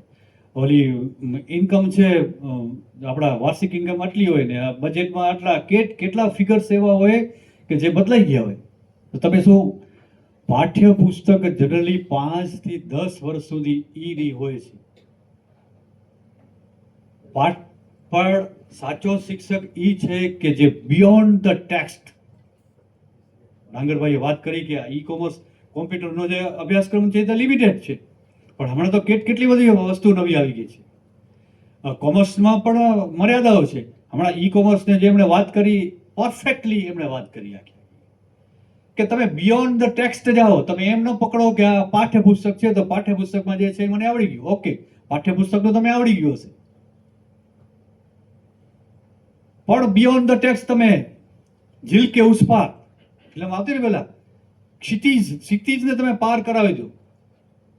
અમે બાળકો છીએ, અમને આકાશ આપો પંક્તિ છે ને જે કે ઈ તમે જેટલું પાઠ્યપુસ્તકમાં હશે અને એટલું જ પીરસશો તો તમે શિક્ષક તરીકે ચાલી જશો, પણ લોકપ્રિય નહીં બની શકો કે સફળ શિક્ષક તરીકે નહીં બની શકો. જેટલું તમે બિયોન્ડ ધ ટેક્સ્ટ, તમે બિયોન્ડ ધ ટેક્સ્ટ ને બિટવીન ધ લાઇન્સ, આ બે શબ્દોને સમજવા જવા છે. ક્યારેક આપણે જે પણ વ્યક્તિ કહે છે ને બિટવીન ધ લાઇન્સ શું કહે છે એ સમજવું જોઈએ. આચાર્ય પણ તમને એક વસ્તુ કહે છે પણ તમે કંઈક બિટવીન ધ લાઇન્સ કંઈક કહેવા માંગે છે, એ તમારે સમજી જવું જોઈએ કે સાહેબ આમ કહેવા માંગે છે, હવે મારે સમજવું જોઈએ. ઓલો વ્યાજ સ્તુતિ અલંકાર છે ને, એમાં વખાણ દ્વારા પણ નિંદા હોય ને નિંદા દ્વારા પણ વખાણ હોય, એટલે આપણે એ સમજવું જોઈએ. એટલે ભાઈ ડાંગરભાઈને હું અભિનંદન આપું છું કે એક બિયોન્ડ ધ ટેક્સ્ટ વિશે વિચારવાનું ખૂબ સારું કામ કર્યું છે. ગુણસાને પાછો યાદ કરું ગમશે. ગુણસાએ બહુ સરસ વાત કરી છે કે લાંચ લેતો અધિકારી, વગર તૈયારીએ વર્ગખંડમાં જતો શિક્ષક અને બાળકોના હિતનો પણ વિચાર કરતો નો આચાર્ય, આ ત્રણેય છે ને એ આતંકવાદીથી ઓછા નથી. હું તમારી સામે લાંચ લેતો અધિકારી, હું તમારી સામે આવડી સારી સારી વાતો કરું અને બળદેવભાઈ કાલે ફાઇલ લઈને આવે આ કઈ સાહેબ મળી લેજો ને આમને જરાક, તો ભાઈ મારા શબ્દો માત્ર શબ્દોના સાથિયા છે. તમારા શબ્દોમાં વજન ત્યારે પડે છે એ તમે આચરણમાં ઉતારો છો. ભગવાને જે દીધું છે એટલું. અને યાદ રાખજો કે જ્યારે તમારી કોઈ કદર ન કરે ને ત્યારે સમજજો કે તમારી કોઈક મોટી કદર થવાની છે. મેં ભણાવ્યું, દિલથી ભણાવ્યું. મેં અત્યાર સુધી મારી 600 થી 700 રજાઓ લેપ્સ ગઈ હશે, કારણ કે 300 થી રજા ઉપર જાય એટલે અમારી બધી લેપ્સ થઈ જાય. હું તો સીએલ પણ ભોગવતો અને મારા શિક્ષકો ને હું એક જે સીએલ ન ભોગવી હોય ને એને હું સન્માનિત કરતો, ઓછી સીએલ ભોગવી હોય. જરૂરી નથી, જરૂરી હોય તો તમે ફેમિલીમાં, પણ મારું ઘર ને મારી જે સવારે સ્કૂલ હોય ને પછી હું ફેમિલીને પણ ન્યાય આપી શકતો હતો, બધું કરી શકતો હતો. શ્રેષ્ઠ શિક્ષકો માટે મેં કીધી અરજી નહોતી કરી. એક વખત મોરારી બાપુનો જે એવોર્ડ હોય છે, મિત્રોએ કીધું અરજી કરો, મેં અરજી કરી. મેં કીધું મને ઈચ્છા નથી, જો ફાઇલ બનાવી બધી, પણ બીજાનો નંબર લાગ્યો. એટલે મેં કીધું કે મારે અરજી જ નહોતી કરવી ભાઈ, તો શું કામ અરજી કરાવી. અને પછી થોડો સમય શું થયું ખબર છે, મારો વર્ગ 2 નો ઓર્ડર આવ્યો. તમને લાગે કે મારી કદર બળદેવભાઈ નથી કરતા, કે મેનેજમેન્ટ નથી કરતો, કાંજિયા સાહેબ નથી કરતા, ને તમે જો નિષ્ઠાથી કામ કર્યું છે ને તો તમે જોજો કોક ને કોક ઉપરવાળો તમારી કદર માટે તૈયાર હશે. કદર તમે ઘણી વખત વાવશો અહીંયા પણ ઉગશે બીજે ઠેકાણ. તમે દિલથી કામ કરો છો તો તમારા એ ફાયદો તમારા છોકરાઓને થઈ શકે છે. બે કહેવત છે બાઇબલમાં કીધું છે કે since of father visited upon the child, અને આપણા ગુજરાતીમાં કહે છે કે વડીલોના પુણ્ય આડા આવ્યા. કંઈક અકસ્માત થાય ને આપણે બચી જઈએ ને તો આપણે કે વડીલોના પુણ્ય યાદ આવે, આડા આવે આપણે. તો તમને ક્યાંક બીજો તમારા માતા પિતાની તંદુરસ્તી, તમારા છોકરો સરસ લાઈન ચડી જશે, તમારા સંતાનો સારું થશે. ભગવાનની કદર છે ને એ કદર અલગ હશે કઈ. ઈ જ કદર મેં મારી 3 સ્કૂલ હતી ને વર્ગ 2 માં તો ત્યારે મેં 11મું 12મું શરૂ કર્યું 3 સ્કૂલોમાં. અને 2 જે સરકારી સ્કૂલો RMSC ની હતી ને એમાં તો કોઈ જોગવાઈ નથી, પણ સદગત બહાદુરસિંહ જે નથી એ COSમાં હતા અને એ પાઠ્યપુસ્તક લેખકમાં અમારી સાથે GCR ટીમમાં હતા, ત્યારથી મિત્રભાવે રહેતા હતા. મેં તો સાહેબ ગમે એ કરો, મારી છોકરીઓ આ 5 કિલોમીટરમાં પછી જાતી નથી, ભણતી નથી, સાયકલથી જાય, મને મારા ગામમાં જોઈએ. મારી પાસે 3 સ્કૂલોનો ચાર્જ હતો વર્ગ 2માં. મેં 3 સ્કૂલોમાં પછી સાહેબે વળી પાછો મારા માટે રસ લઈ, અને નહીંતર RMSS સ્કૂલો છે કેન્દ્ર સરકારની એમાં યોજના છે, રાજ્ય સરકારનો આવે, સરકારી સ્કૂલમાં તમે ચાલુ કરી શકો. પણ સાહેબે વળી ક્યાંક ને ક્યાંક સંશોધન કરીને ખબર હતી કે હું રોજ અઠવાડિયે ફોન કરું, સાહેબ શું થયું મારી સ્કૂલનું. સાહેબે અંગત રસ લઈને જે કંઈ યોજનામાં ફેરફાર કરાવીને મને મંજૂરી આપી. કચ્છની મારી પહેલી 2 સ્કૂલો હતી જે મળી.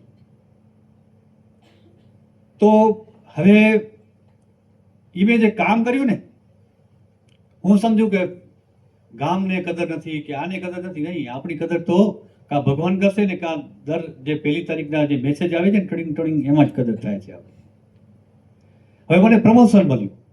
હવે પ્રમોશનમાં શું થયું કે મારા છોકરાને લાખ વ્યક્તિમાં એકને થાય ને એવી સ્નાયુની બીમારી થઈ, નાના છોકરાને ચાલી શકતો નથી. એટલે મેં નક્કી કર્યું કે મારે પ્રમોશન નથી લેવું, ફેમિલી ફર્સ્ટ મારા માટે. મેં તો હું મારો શિક્ષણનો જીવ એટલે મેં તો આપણે આ રહેશે. તો ત્યાં આપણા શિક્ષણમાંથી પાનસરિયા સાહેબ, રાવ સાહેબને ખબર પડી કે સાહેબ એક વ્યવસ્થિત વ્યક્તિ છે એ પ્રમોશન લેતા નથી આ પ્રમાણે પરિસ્થિતિ. તો જ્યારે હું ગયો, બધાને ઓર્ડર મળ્યા અને બધા સન્માનિત કરવામાં હતા. હું સાંજના 6 વાગે હું નીકળતો હતો કચ્છ જવા માટે. ત્યાં પ્રજાપતિ સાહેબ જેમાં કચ્છમાં હતા, એનો ફોન આવ્યો કે તમે જતા નહીં, આપણે મળવાનું છે સાહેબને. પછી રાવ સાહેબને મળ્યા, રાવ સાહેબને વાત કરી, અને તો બધાએ મને કીધું તો રાવ સાહેબ તો ખૂબ કડક છે ને આપણે બધાને ખબર હતી શિક્ષણ સાથે સંકળાયેલા. એ કહે છે કે ભાઈ પૂરે ગુજરાતમાં નોકરી કરના પડી ગયા. સારું, આપણે તો કઈ પ્રમોશનનો હરખ હતો નહીં, આપણે આપણા વર્ગખંડમાં ને આપણામાં ખુશ હતા. તો રાવ સાહેબે તરત જ ઓન ધી સ્પોટ ફોન કર્યો કે દેસાઈ, અને જે એસો હતા એને કીધું કે આમનો એ એક્સ્ટ્રા ચાર્જ કરો. પછી મને કચ્છનો વધારાનો ચાર્જ કર્યો કે જેથી હું થોડોક સમય પણ વધારે અહીંયા આપી શકું. આખા ગુજરાતના શિક્ષણ જગતમાં કે આમ આટલી સરળતાથી ચાર્જ મળ્યો એ કોઈ માનવા પણ તૈયાર નહોતું.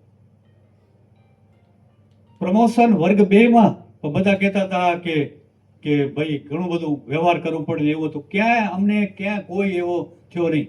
ને તમારા મગજમાં પણ એવા ખોટા તમારા કોન્સેપ્ટ હોય તો કાઢી નાખજો. તમે જો એક્સ્ટ્રા ઓર્ડિનરી તમારામાં ટેલેન્ટ છે, તમે જોરદાર છો, તો બિલકુલ એવું ન સમજતા કે આમ કરવું પડશે, નહીં. ટેલેન્ટ જ જોવાય છે ઉપલી લેવલ. એટલે તમારી કોઈ કદર ન કરે ને, દિલથી કામ કરશો ને તો ભગવાન જોયું છે ઉપરવાળો તમારી કદર કરે છે. ચાલો આગળ વધીએ આપણે કે વિદ્યાર્થીઓ સાથે ભાવનાત્મક સંબંધ, અંગત સંબંધ. વિદ્યાર્થીઓના ધારો કે નમો લક્ષ્મી નમો સરસ્વતી છે, તો તમને અંગત રસ હોવો જોઈએ કે મારા ધોરણના આટલા વિદ્યાર્થીઓને આ નથી, તો હાલો જઈને હું એના દાખલો કઢાવી આપું, આ કરાવી આપું. તમે વિદ્યાર્થી આવતો નથી તો તમારે અંગત રસ લેવું જોઈએ કે ચાલો આ શું કામ નથી થયું, આ શું મુશ્કેલી છે. તમે આ એના વાલીને, તમારી પાસે તો એટલું સારું છે કે બધા જ હાઈલી ક્વોલિફાઈડ ને લગભગ તો બધા જ તમારી પાસે છે, સામાન્ય વર્ગમાંથી આવે છે, બહુ નથી આવતા. અમારે એવા આવે કે એને મમ્મીને ખબર ન હોય કે આધાર કાર્ડમાં કેમ સુધારો થાય, કે આ દાખલો કેમ કઢાવી આપવાનો હોય, કે જે પણ કંઈ કામ કરવાના હોય તમે એના થોડાક અંગત કામો પર કરી દેજો. ગામના, સમાજના, વિદ્યાર્થીના થોડોક તમે એના અંગત રસ લેશો ને વધારાના કામ કરશો ને તો તમારો અંગત નાતો રહેશે.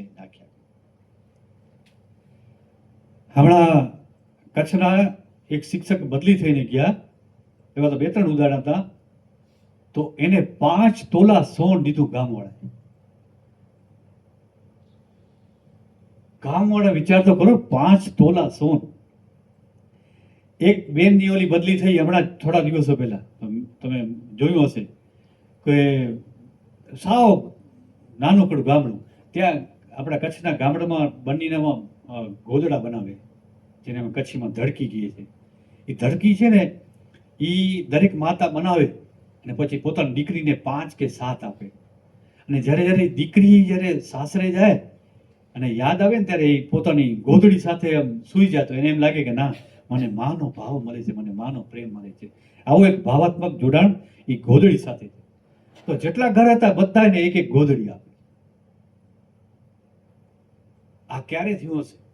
એ શિક્ષકે એના અંગત વિદ્યાર્થીઓ સાથે એક વ્યક્તિ રડે છે, તમે વિડીયોમાં જુએ છે, આપણે તો ઓળખતો નથી, પણ એક વ્યક્તિ રડે છે. ત્યારે આવું ક્યારે થાય કે તમે વિદ્યાર્થીઓ સાથે, વાલી સાથે, સમાજ સાથે, ગામ સાથે તમે અંગત સંબંધો બાંધ્યા છે. એના કેટલાય કામ કરી દીધા છે, એના કેટલાયના આધાર કાર્ડ સુધારી દીધા છે, કેટલાના વાર્ષિક આવકના દાખલા કઢાવી દીધા છે, કેટલાયના પ્રસંગોમાં એ હાજરી આપી હશે ને એને મદદરૂપ થયા છે. ત્યારે આવો એટલે આજે સગો ભાઈને લગ્ન હોય છે તોય નથી આપતા. તમારામાંથી કોઈ કહી શકશે કે તમે ભાવાત્મક જોડાણ સાધ્યું અને તમને આ ફાયદો થયો? હું એક ઉદાહરણ આપું છું. હું નાના સંભિયા મારી નોકરીની શરૂઆત કરી હતી. નાના સંભિયા મારા ગામથી થોડું છેટું હતું, મને મારા બાજુના ગામમાં પિયાવામાં નોકરી મળી. તે વખતે બિદડા છે, સરોદય હોસ્પિટલ છે, બિદડામાં મારા માસી આવ્યા હતા દવાખાને લેવા, અને એ બસની રાહ જોતા હતા અને ઓટા પર બેઠા હતા. ત્યારે એક છોકરી એને મમ્મીને કહેતી હતી કે હું હવે ગીતાબા ના અલ્પાબા, એ અલ્પાબા, ગીતાબા મોટા ને એની નાની બેન અલ્પાબા, એ કહેતા હતા કે હવે હું 4થા ધોરણમાં જ હતી અલ્પાબા, એ જે 3જા કે 4થામાં, કે હવે હું સ્કૂલમાં નહીં ભણું, મને બીજી સ્કૂલમાં ભણાવો, હું અહીંયા આસંબિયામાં નહીં જાઉં. તો મારા સાહેબની બદલી થઈ ગઈ છે, હવે હું નહીં ભણું. એટલે મારા માસીને રસ પડે છે કે કેવું ગામ? તો કે નાના આસંબિયા. તો કે નાના આસંબિયામાં તમારો કમલેશ જતો હતો. તો છોકરી રડતી હતી કે હા કે કમલેશ સાહેબ જ હતા, કે આવી. તો એના મમ્મી કહેતા હતા કે જાય છે સાહેબ ગયા એટલે ત્યારથી કહે છે હવે ગામમાં નથી ભણવું. હવે એ ઉદાહરણ મને માસીએ કીધું કે આ એ ભગુભા અમારા પોલીસવાળા હતા, એની દીકરી હતી, અને મને કીધું કે તારી બદલી થઈ ગઈ, પાછળ આવું થતું હતું. મને ખબર હતી ઘણા રડતા હતા છોકરીઓ, આ બધી છોકરાઓ બધા. તો મને જે એક બુસ્ટર ડોઝ મળ્યો ને, મને જે ઓહો આપણી કદર કરનાર કેટલો જ. બીજું એક ઉદાહરણ આપું. મને કુંભારવાડ શાળામાં મને 5 મહિના માટે વ્યવસ્થા મૂક્યો હતો. 1 થી 4 ધોરણ હતા. તો હું પેલું કામ શું કરું, બધાને છે ને વાંચન, લેખન, ગણન, સરવાળા, બાદબાકી, ગુણાકાર, ભાગાકાર ને રકમ કરું, અને અડધો દિવસ આ કરું, અડધો દિવસ કોર્સ ચલાવું, ને કોર્સમાં બધા જ હવે એક જ રૂમ ને એક જ શિક્ષક, કોર્સ બધો ભેગો ચલાવું. તો પેલો હું વાંચન, લેખન, ગણન ને સરવાળા, બાદબાકી, ગુણાકાર, ભાગાકાર કરાવું પહેલા બધામાં. વર્ગ 2માં આવ્યો ને પછી પણ બીએડ વાળો ન કરે પણ હું કરાવતો, કારણ કે હું તો નમગજ ભણાવીને આપણે શીખ્યા છીએ બધાને કેવી રીતે ટૂંકી મેથડ છે. હવે જે તે વખતે કુંભારવાડામાં મુસ્લિમ એરિયા ટોટલી, છોકરા બધાને લખતા ના આવડે, માવિત્રો પોતાના પત્ર છે બીજાને લખાવે ને વંચાવે. એના પપ્પા છે એ મસ્કત કે દુબઈ હતા. તો છોકરાઓને રોજ વાક્ય લખાવું, 15 વાક્યો લખાવું. એ વાક્ય લખાવું એટલે સાચા પડ્યા તો હું નામ રાખું કે આજે 10 સાચા આટલા, 12 સાચા આટલા, અને તાળીઓ પડાવો ને નાનું મોટું ક્યારેક પેન્સિલ કે બોલપેન જે તે વખતે ઇનામ દેતો હોય મારે અઠવાડિયામાં એક વખત. તો એ વ્યક્તિ જ્યારે કાગળ લખવાનો હતો ને, તો હવે વાક્ય લખતો હતો, ખાલિદ એનું નામ હતું. તો વાક્ય લખતો હતો તો એને આ વાક્ય લખતા આવડી ગયો, એને લાગે હવે હું પત્ર પર લખી દઈશ. મમ્મીને કહે કે મમ્મી હવે હું પપ્પાને પત્ર લખવાનો છે ને તો હું લખીશ. કે ભલે તું કે બોલતી આવ, હું લખતો આવીશ. થોડીક કચ્છી શબ્દો આવી ગયા પણ એ લખી લીધું. એ લખી લીધું અને પછી લેટર લખ્યો.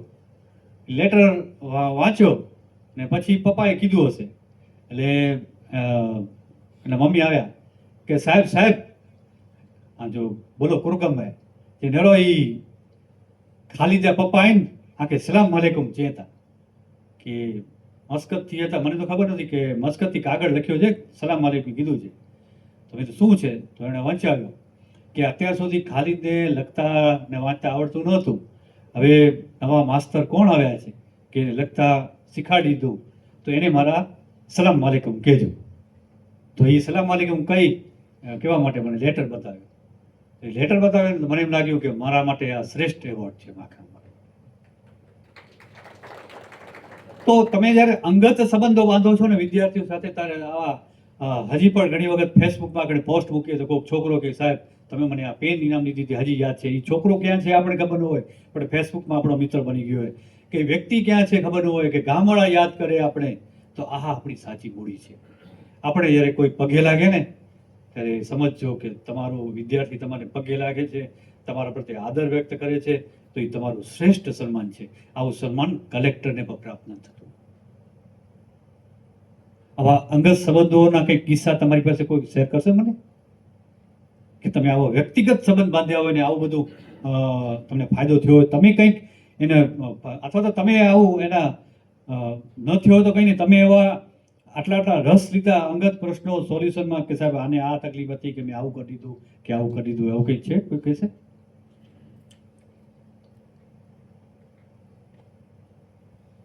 તમે અંગત રસ લીધો હોય અને બહુ સારું ઇમોશનલ ટચ અમારા બને હોય છે, બધું મારું માની અને એવરેજ હતો વિડીયો ભણવામાં. પછી થયું એવું કે ઈ 12 11 12 એને બીજી કોઈ સ્કૂલની અંદર કર્યું. હું ત્યારે અહીંયા નવયુગમાં નહોતો, અત્યારની વાત છે. હવે થયું એવું કે 12મા ધોરણમાં એના રિઝલ્ટ હજી આવ્યું નહોતું, પણ એ પહેલા એને મને ઇન્સ્ટાગ્રામમાં મારી આઈડીમાં મને મેસેજ કર્યો, sir give me your number. મને તમારો નંબર આપો, મારે તમારું કામ છે. નંબર આપ્યો. મને ફોન એવી રીતે આવ્યો સાહેબ કે એ દિવસ હું હજી નથી બોલ્યો, સર આપણે આ છેલ્લી વાત કરીએ છીએ. કેમ? વાય? કે મને એવું લાગે છે કે ફેલ થઈશ 12મા ધોરણમાં. મને ઘરેથી મારા પપ્પા બહુ સ્ટ્રિક્ટ સ્વભાવના છે અને એ એક્સેપ્ટ નહીં કરી શકે.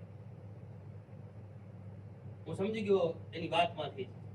પછી મેં એની સાથે લગભગ 1.5 કલાક વાત કરી હશે સાહેબ, 1 કલાક કન્ટિન્યુ મેં એને સમજાવ્યું.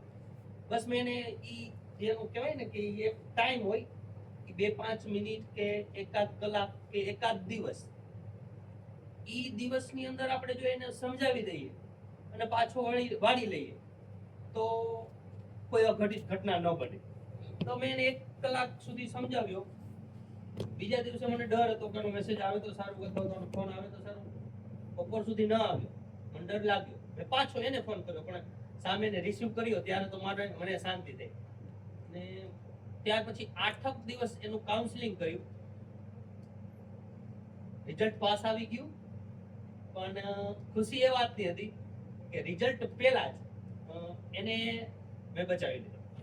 બહુ સરસ. બહુ આ શિક્ષક તરીકે તમે વિદ્યાર્થીઓને 10મા અને 12મામાં સારા પર્સન્ટેજ આવે ને તમે ફૂલાવો ને તો ઠીક છે, પણ તમે એને સારા નાગરિક બનાવો, સારા વ્યક્તિ બનાવો, એ મુખ્ય વસ્તુ છે.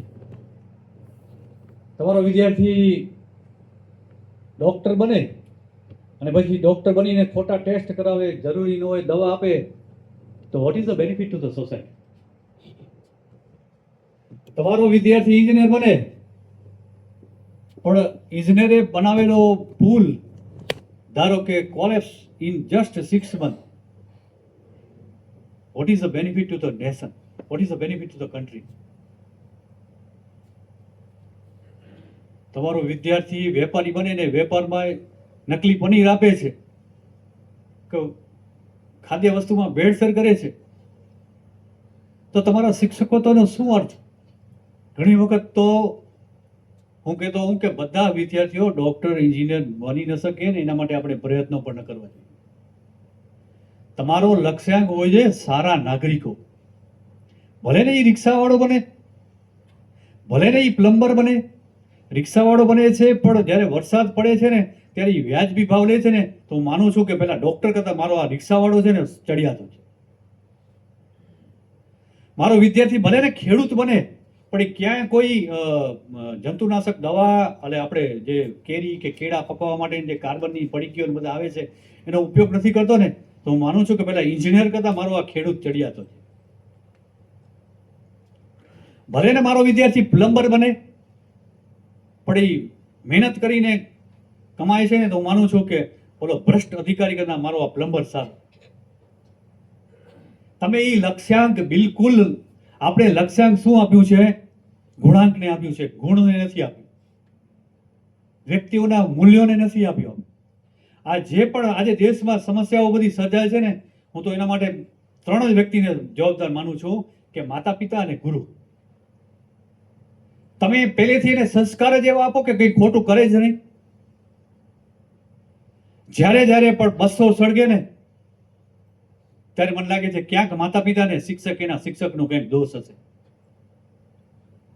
જ્યારે જ્યારે તોફાન થાય ત્યારે મને લાગે કે ના એના શિક્ષક તો કે માતા પિતાના શિક્ષકની તો જવાબદારી હતી. હું એક સ્કૂલમાં હતો ને તો 3 મર્ડર કેસના આરોપી મર્ડર કર્યા હતા, એના 8 કે 9 વિદ્યાર્થી. એને સાચવવા એટલે તકલીફ પડે.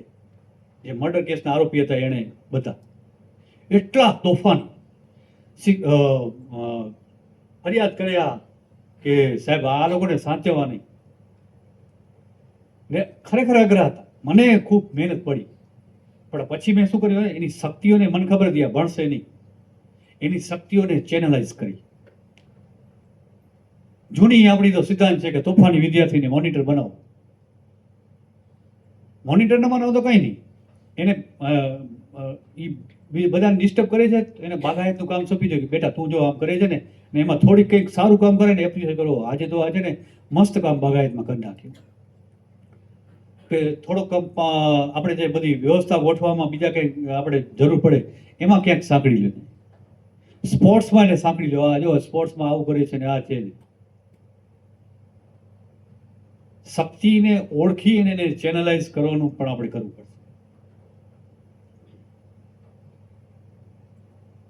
આપણે અબ્દુલ કલામે બહુ સરસ વાત કરી હતી કે આપણો ભારતનો જ વ્યક્તિ છે સિંગાપુરમાં જશે તો ત્યાં થૂકશે નહીં, દુબઈ એરપોર્ટ પર જશે તો ક્યાં કચરો નહીં કરે,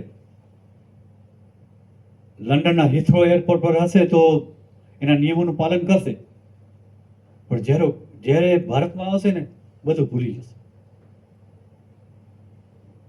ભણાતો તો ત્યાં રિસર્ચ થાય ને આટલો જ, મારી પાસે બહુ આંગળું નહોતું એમ, આનાથી થોડોક મોટો કેમ્પસ હતો ને આખો વેફરના પેકેટનો મહાસાગર થઈ હતો.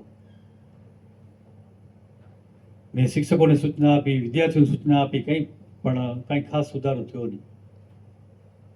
એક દિવસ મેં શરૂ કર્યું, ચલો આપણે બે વિદ્યાર્થીઓ હતા એ મારી પાસે કહેતા સાહેબ અમે તો કરીએ છીએ, નથી રાખતા, છોકરાઓને સમજાય. ચાલો આપણે આજે બધા અમે 3 જણા શરૂઆત કરી, ચાલો આપણે જે પણ ટુકડા છે આપણે બધા શરૂ કરી નાખીએ.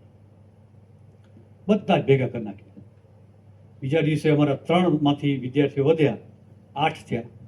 8 અમે ભેગા થઈને જેટલા હતા બધા કચરા પેટીમાં નાખી દીધા. પછી 15 થયા. બોલો કીધું ને મેં અકેલા ही चला जाता था जानी पे मंजिल लोग आते गए और कारवा बनता गया. અને પછી અમારા શિક્ષણ વિભાગના સચિવ ભાવેશભાઈ એરડા ગુણોત્સવ વખતે આવ્યા તો ક્લાસરૂમની પણ સફાઈ જોઈએ કીધું કે શું વાત છે આવડી બધી સફાઈ? સાહેબ ખૂબ મહેનત પડી છે. આ છોકરાઓમાં ટેવ નાખવી કે મેગી નથી કે 10 મિનિટમાં તૈયાર થઈ જાય, ભોગવવો પડે છે. એ લોકોને મેં ટેવ રાખી કે પેન્સિલની અણી કાઢવી હોય તોય પણ તમે આપણી પાસે, અને એ વખતે તમારી પાસે તો આવડા બધી ગ્રાન્ટો નહોતી આવતી, તે વખતે સાધનો નહોતા. અમે તો ઓલી શાકભાજીવાળા જે સુંડલો હોય ને એ સુંડલો તૂટે થોડુંક થઈ ગયું હોય લઈ લઈએ અને એમાં છાપું નાખી અને પછી એમાં રાખતા. મને હોય તો માંડવે જવાય. છોકરાઓને અઠવાડિયે હું પ્રશ્ન પૂછું જ્યાં પણ હું ત્યાં કે બેટા સારું કામ શું કર્યું? કંઈક સાહેબ મારા મમ્મીને તાવ આવતો હતો ને તો આજે મેં વાસણ માંજી નાખ્યા. બધા હશે, હસવા નથી, બહુ સારું કામ કર્યું. કોક કે સાહેબ મારા બાજુમાં દાદા છે ને એને દવા લેવી હતી પણ જઈ શકતા નહોતા, તો હું સાયકલથી જતો હતો ને દવા લઈ આપી. બહુ સરસ, તાળીઓ પડાવું ખાલી. કોક કે સાહેબ મારી બાજુમાં ડોસમાં રહે છે ને એમને હું સાયકલથી જતો હતો તો એ લોટ પીસાવા જતા હતા, તો મેં કીધું દેવો હું લોટ પીસાવી આપું. તો મને એ ખૂબ રાજી થઈ ગયા ને મને આશીર્વાદ આપ્યા. કે સાહેબ અમારે બાજુ ફળિયામાં સાહેબ એક કૂતરી વિયાણી, તો એના ગલુડિયા હતા ને તો અમે જૂનો ટીવીનું ખોખું હતું ને ઘર બનાવ્યું, નાનકડું ગોદડું રાખી દીધું અને સાહેબ વારા કર્યા છે. બપોરના મેસ આપે, પછી છે રણજીત આપે, એ પ્રમાણે છે ને ખીચડી અને અમે એને રોટલાના વારા કરી નાખીને આપીએ છીએ. બહુ સરસ, તાળીઓ પાડો. તમે પણ એક પરંપરા શરૂ કરજો ક્લાસમાં, અઠવાડિયામાં એક વખત કે નાના નાના સારા કામ કર્યા છે. ઓકે સાહેબ અમે 5 વૃક્ષો વાવ્યા છે. જે મેં એક શરત રાખી હતી કે વૃક્ષ વાવ્યા હોય ને, ચોથી વાળો તો ચોથી વાળો જેટલો, 8મા વાળો તો 8મા વાળો, એની હાઇટથી એ વૃક્ષ જ્યારે વધારે થઈ જાય ને તો એની સાથે હું સેલ્ફી લેવા જાઉં. ચોથી વાળી છોકરી છે ને એ આંબો વાવ્યો છે પોતાના ઘરમાં, વાડામાં કે ખેતરમાં, તો કે સાહેબ મારાથી હાઇટથી મોટી થઈ ગઈ. શરત એટલી રાખી હતી કારણ કે ખાલી વૃક્ષો વાવવાથી નથી થતો, ઉછેર મહત્વનો છે. તો એ તો કેટલા સારા કામ થાય છે. અઠવાડિયે તમે એક પ્રાર્થના સભામાં રાખો તો પ્રાર્થના સભામાં નાના નાના કામ છોકરાઓને છે ને ખાલી કામ કહેવા માટે પણ કંઈક કામ કરશે અને પછી આદતમાં બદલી જશે. સારા નાગરિક કંઈ ભાષણોથી નહીં બને. અને એની મને શરૂઆત ક્યારે થઈ કે મેં ઘરે નોકરીની શરૂઆત કરી ત્યારે 2 જ શિક્ષકો હતા અને છોકરાઓ બધા વાલીઓ ફરિયાદ કે સાહેબ આની પેન ઉપડી ગઈ અને આ ઉપડી ગઈ અને આ ઉપડી ગયું. હવે આપણે કેટલો ખ્યાલ રાખીએ. ત્યારે એક ભરત વેલજી નામના છોકરાને જે તે વખતે 5 રૂપિયા મળ્યા, 95ની વાત કરું છું. તો 5 રૂપિયા મળ્યા ને મેં તો આ તો ગજબ કહેવાય. તે વખતે 10 પૈસા પર વાપરવા હતા, ત્યાં 5 રૂપિયા આપ્યા. એટલે મેં શું કર્યું કે મેં તો ચાલ વાંધો નહીં. બીજા દિવસે લખ્યું કે આજનો પ્રાર્થના સભામાં લખ્યું આજનો પ્રમાણિક વિદ્યાર્થી ભરત વેલજી. ને મેં પૂછ્યું કે કોઈના રૂપિયા ખોયા છે? કેટલું કીધું નહીં. તો એક શંકર કરીને વિદ્યાર્થી હતા, એણે કીધું કે 5 રૂપિયા છે. અને તે વખતે 5 રૂપિયાની 2 કલર નોટો આવતી હતી, એક પીળા કે નીલા કલરની ને બીજી એક કેસરી જેવા કલરની હતી. તો કે આ કલરની નોટ છે ને સાહેબ અમે નોટબુકો લેવા જતા હતા ને કાલે રમતા રમતા મારી પડી ગઈ. ખાતરી કરી એટલે મેં ભરત વેલજીના હાથે જ અપાવી અને શંકર ને ખાલી એપ્રિશિએટ કર્યા નહીં, તાળીઓ પડાવી કે કેટલું સરસ કામ કર્યું છે. બીજા દિવસે 2 બીજા આવ્યા, પછી તો વધતા ગયા. પછી તો ઘણી વખત એવું થાય કે પેન્સિલ ને રબર છોકરા જરાક આમ આપે ને પડ્યું હોય ને તો લઈ લે કે મને મળી સાહેબ લેવો આપ. બીજું ઓલી સમસ્યા કરતા આ સમસ્યા સારી. એટલે તમે જો તમારું લક્ષ્યાંક 10મા અને 12માના વિદ્યાર્થીઓ હોય ને તો ઓકે છે, પણ એ અધૂરું લક્ષ્યાંક છે. આપણું પૂર્ણ લક્ષ્યાંક સારા નાગરિકોનું, સારી ટેવોનું છે. પાણી હજી પણ સોસાયટીઓ કે શેરીમાં તો વિદ્યાર્થી આવીને એના માતાને કહે કે નહીં મમ્મી આપણે બીજા બધા ભલા કરે, આપણે પાણી નથી ઢોળાવું. આવું જ્યારે કોઈ વિદ્યાર્થી કહે ને ત્યારે તમે સમજો કે તમારું શિક્ષકત્વ સફળ છે. આવું કંઈક તમારામાંથી કોઈ કર્યું હોય તો કહી શકે છે. યસ.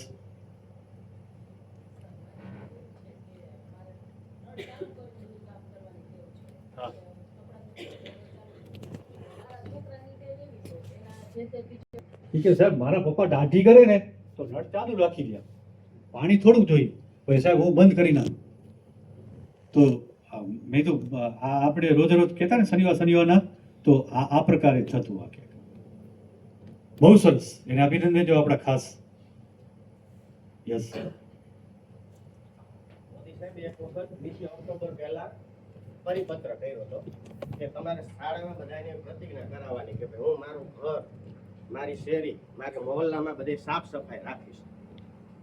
એટલે ગાંધીજીનું પેલી વાર્તા છે કે આપણા ગોળ ખાતા બીજાને ના ન પાડી શકાય.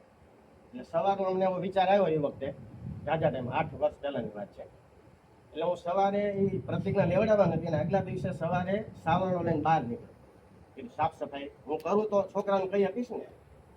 એટલે શેરીમાં મેં સાફ સફાઈ કરી તો એ પરસેવો વળી ગયો ને મજા આવી. અને એ વખતે કસરત આમ કરતો હતો કોઈ. એટલે પછી બીજા દિવસે પ્રતિજ્ઞા તો લેવડાવી, પણ ઓલી જે સવારમાં મેં અડધો કલાક કામ કર્યું એના કારણે મને તો ઘરમાં કસરત કરું એના કરતાં શેરીમાં સાફ સફાઈ કરું માથાવાલામાં. તો કીધું એરિયામાં 1 કિલોમીટર અંતરમાં સાફ સફાઈ કરું તો સારું રહે. એટલે એ પછી મેં 1 વર્ષ ને 3 મહિના સુધી સુરેન્દ્રનગરમાં નવા 80 ફૂટ રોડ ઉપર, કદાચ તમે ત્યાં રહેતા સંતોકે સાહેબ, સાફ સફાઈ કરવાનું ચાલુ. અને 1 વર્ષ ને 3 મહિના સુધી સતત ચાલુ રહી. એટલે આજુબાજુના એરિયામાં જે દુકાનદારના બધા જે હતા ને એ લોકો પણ પછી પહેલા શરૂઆતમાં કોઈ રિસ્પોન્સ નહોતા આપતા, પણ પછી જ્યાં ફેંકી દેતા હતા એ ડસ્ટબિન બધું ચાલુ કરી દીધું કે આપણે બધે ગમે ત્યાં ફેંકવું નથી. અને એના કારણે વિદ્યાર્થીઓ, તમે જે કહો છો ને કે માંડવીમાં ખીમજી રામદાસ જે છે એમાં મારો વિદ્યાર્થી છે રામદેવ પુત્ર વિવેક, એ લોકો અહીંયા માંડવી બીચ ઉપર સાફ કરવા માટે જતા. મારા ખ્યાલથી ખીમજી રામદાસ નથી, પણ રામકૃષ્ણ. એટલે એ પહેલા હતા કદાચ, એવું કંઈ છે, મને બહુ આઈડિયા નથી. એટલે પ્રેરણા તો વિદ્યાર્થીઓ લેવાના જ છે, ભલે અત્યારે નહીં લે તો પછી ગમે ત્યારે લેશે એમ કહેવાનું. વિનોદભાઈ વર્મા. વિનોદભાઈ, બહુ સરસ કે તમે 1 વર્ષ ને 3 મહિના માટે આ બહુ સરસ સફાઈ કરી રહ્યા. એટલે અમારે સરકારી શાળાઓમાં ને શું છે, થોડા દિવસ પત્રકારો આવે ને છાપામાં ને મીડિયામાં ને વાયરલ કરે. હા, વિદ્યાર્થીઓ હોય બધાને કહી દઉં કે હું સફાઈમાં જોડાઈશ. હું તમારા પર ફરજિયાત નથી કરતો, પણ જોડાશો તો મને ગમશે ખૂબ. બરોબર? તે દિવસે અમે સાવ બધા ખરાબ કપડાં પહેરી આવો તે દિવસે.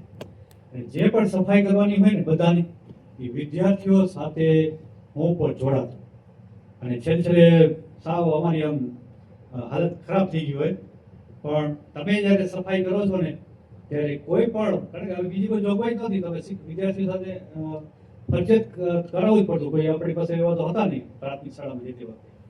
તો ક્યારેય કોઈ ફરિયાદ આવશે નહીં કે ભાઈ આ કેમ સફાઈ કરાવો છો. કે હા, આપણે બાથરૂમ સફાઈ નથી કરાવતા એ લોકો પાસે, બરોબર, પણ આ તો એક આપણા જીવનનો એક ભાગ છે. તમે આપણા વડાપ્રધાન ખુદ સફાઈ કરે છે, તો આપણે સફાઈ કરવામાં શું વાંધો હોઈ શકે?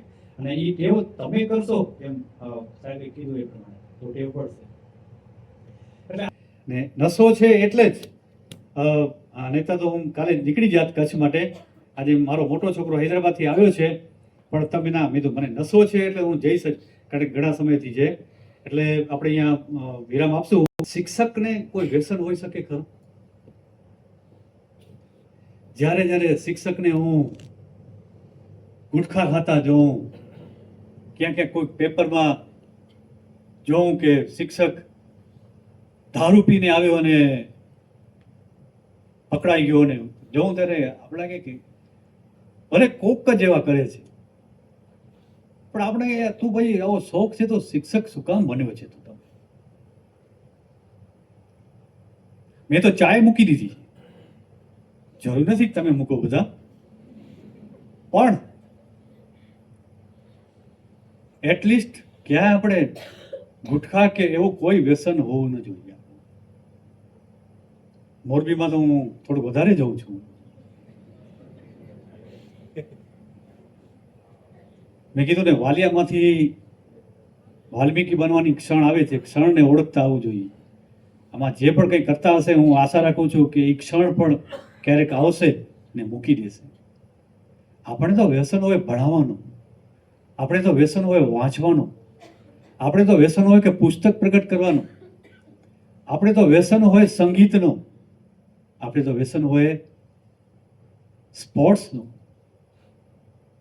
કોરોના કાળમાં મને સંગીતનો શોખ લાગ્યો નવરાતા ત્યારે. તો કેસીઓ પર પેલા ધૂન બનાવું ને એમ લાગે ઓ મજા આવી ગઈ ધૂન, પેલો મુખડો બનાવું ને પછી મને મુખડામાં શું છે, પછી એનો અંતરો બનાવું ને અંતરો આવડી ગયા ને યુટ્યુબની મદદથી, આપણી પાસે એવું જ્ઞાન નથી તો મજા આવે. પછી એવું ધીમે ધીમે એવું થયું કે એનો વચ્ચેના જે મ્યુઝિક પીસ આવે છે એ વગાડતા આવડે તો એવો આનંદ થઈ જતો.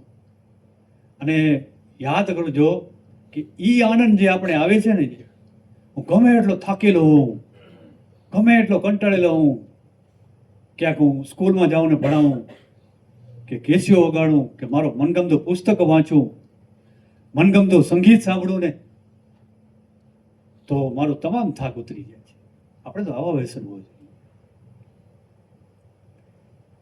છેલ્લે એક જ ઉદાહરણ આપું તમને કે ઇતિહાસમાં બે બનાવ બન્યા છે, સિકંદર અને પોરસ, અને સાબુદ્દીન ગોરી અને પૃથ્વીરાજ ચૌહાણ. સેમ બનાવ બન્યા છે. સિકંદર સામે પોરસ હારી જાય છે અને પૂછે છે કે તારી સાથે કેવું વર્તન કરવામાં આવે. અને એવો જ પ્રશ્ન 8 વખત કે 9 વખત હાર્યા પછી એ સાબુદ્દીન જીતી જાય છે ને પૃથ્વીરાજ ચૌહાણને પ્રશ્ન કરે છે. બંનેનો સેમ જવાબ હોય છે કે એક રાજા બીજા રાજા સાથે કરે એવો મારો વ્યવહાર હોય છે. સિકંદર ખુશ થઈ અને પોરસને મુક્તિ આપે છે, પણ સાબુદ્દીન છે એ મુક્તિ નથી આપતો, એની આંખો ફોડી નાખે છે. હિંસક એનું વર્તન હોય છે. કારણ શું ખબર? સિકંદરને એરિસ્ટોટલ નામનો ગુરુ હતો, જ્યારે સાબુદ્દીનને કોઈ ગુરુ નહોતો મળ્યો છે. આ છે ગુરુની તાકાત. તમે એમ ન સમજજો કે આપણે શિક્ષક હવે આપણે શું કરીએ, આ તો મોટા મોટા કરે. એ મિથ કાઢી નાખજો. અધિકારી પણ નહીં કરી શકે એટલું કામ તમે લોકો કરશો. સંસ્કારોને વલણ ઘડતરમાં સ્વચ્છતાનું હોય, પાણી બચાવવાનું હોય કે કચરા કરવાનું હોય કે પ્રાણીઓ પ્રત્યેની દયા હોય, આ બધું જ માતા પિતા ગુરુ અથવા તો ધર્મગુરુ આ આટલા જ વ્યક્તિઓ કરી શકે. તો આશા રાખું છું કે મારા પ્રવચનનો હાર્દ તમે સમજ્યા છો અને આજથી આપણું જે સારા નાગરિકો સારી ટેવોનું જે મુખ્ય લક્ષ્યાંક છે કે ભાવાત્મક જોડાણ સાથેનું જે મેં રિક્વેસ્ટ કરી છે એ તમે સૌ કરશો. ખામોશી સે બનાતે રહો પહેચાન अपनी, खामोशी से बनाते रहो पहचान अपनी, हवाएं खुद गुनगुनाएगी नाम तुम्हारा. धन्यवाद.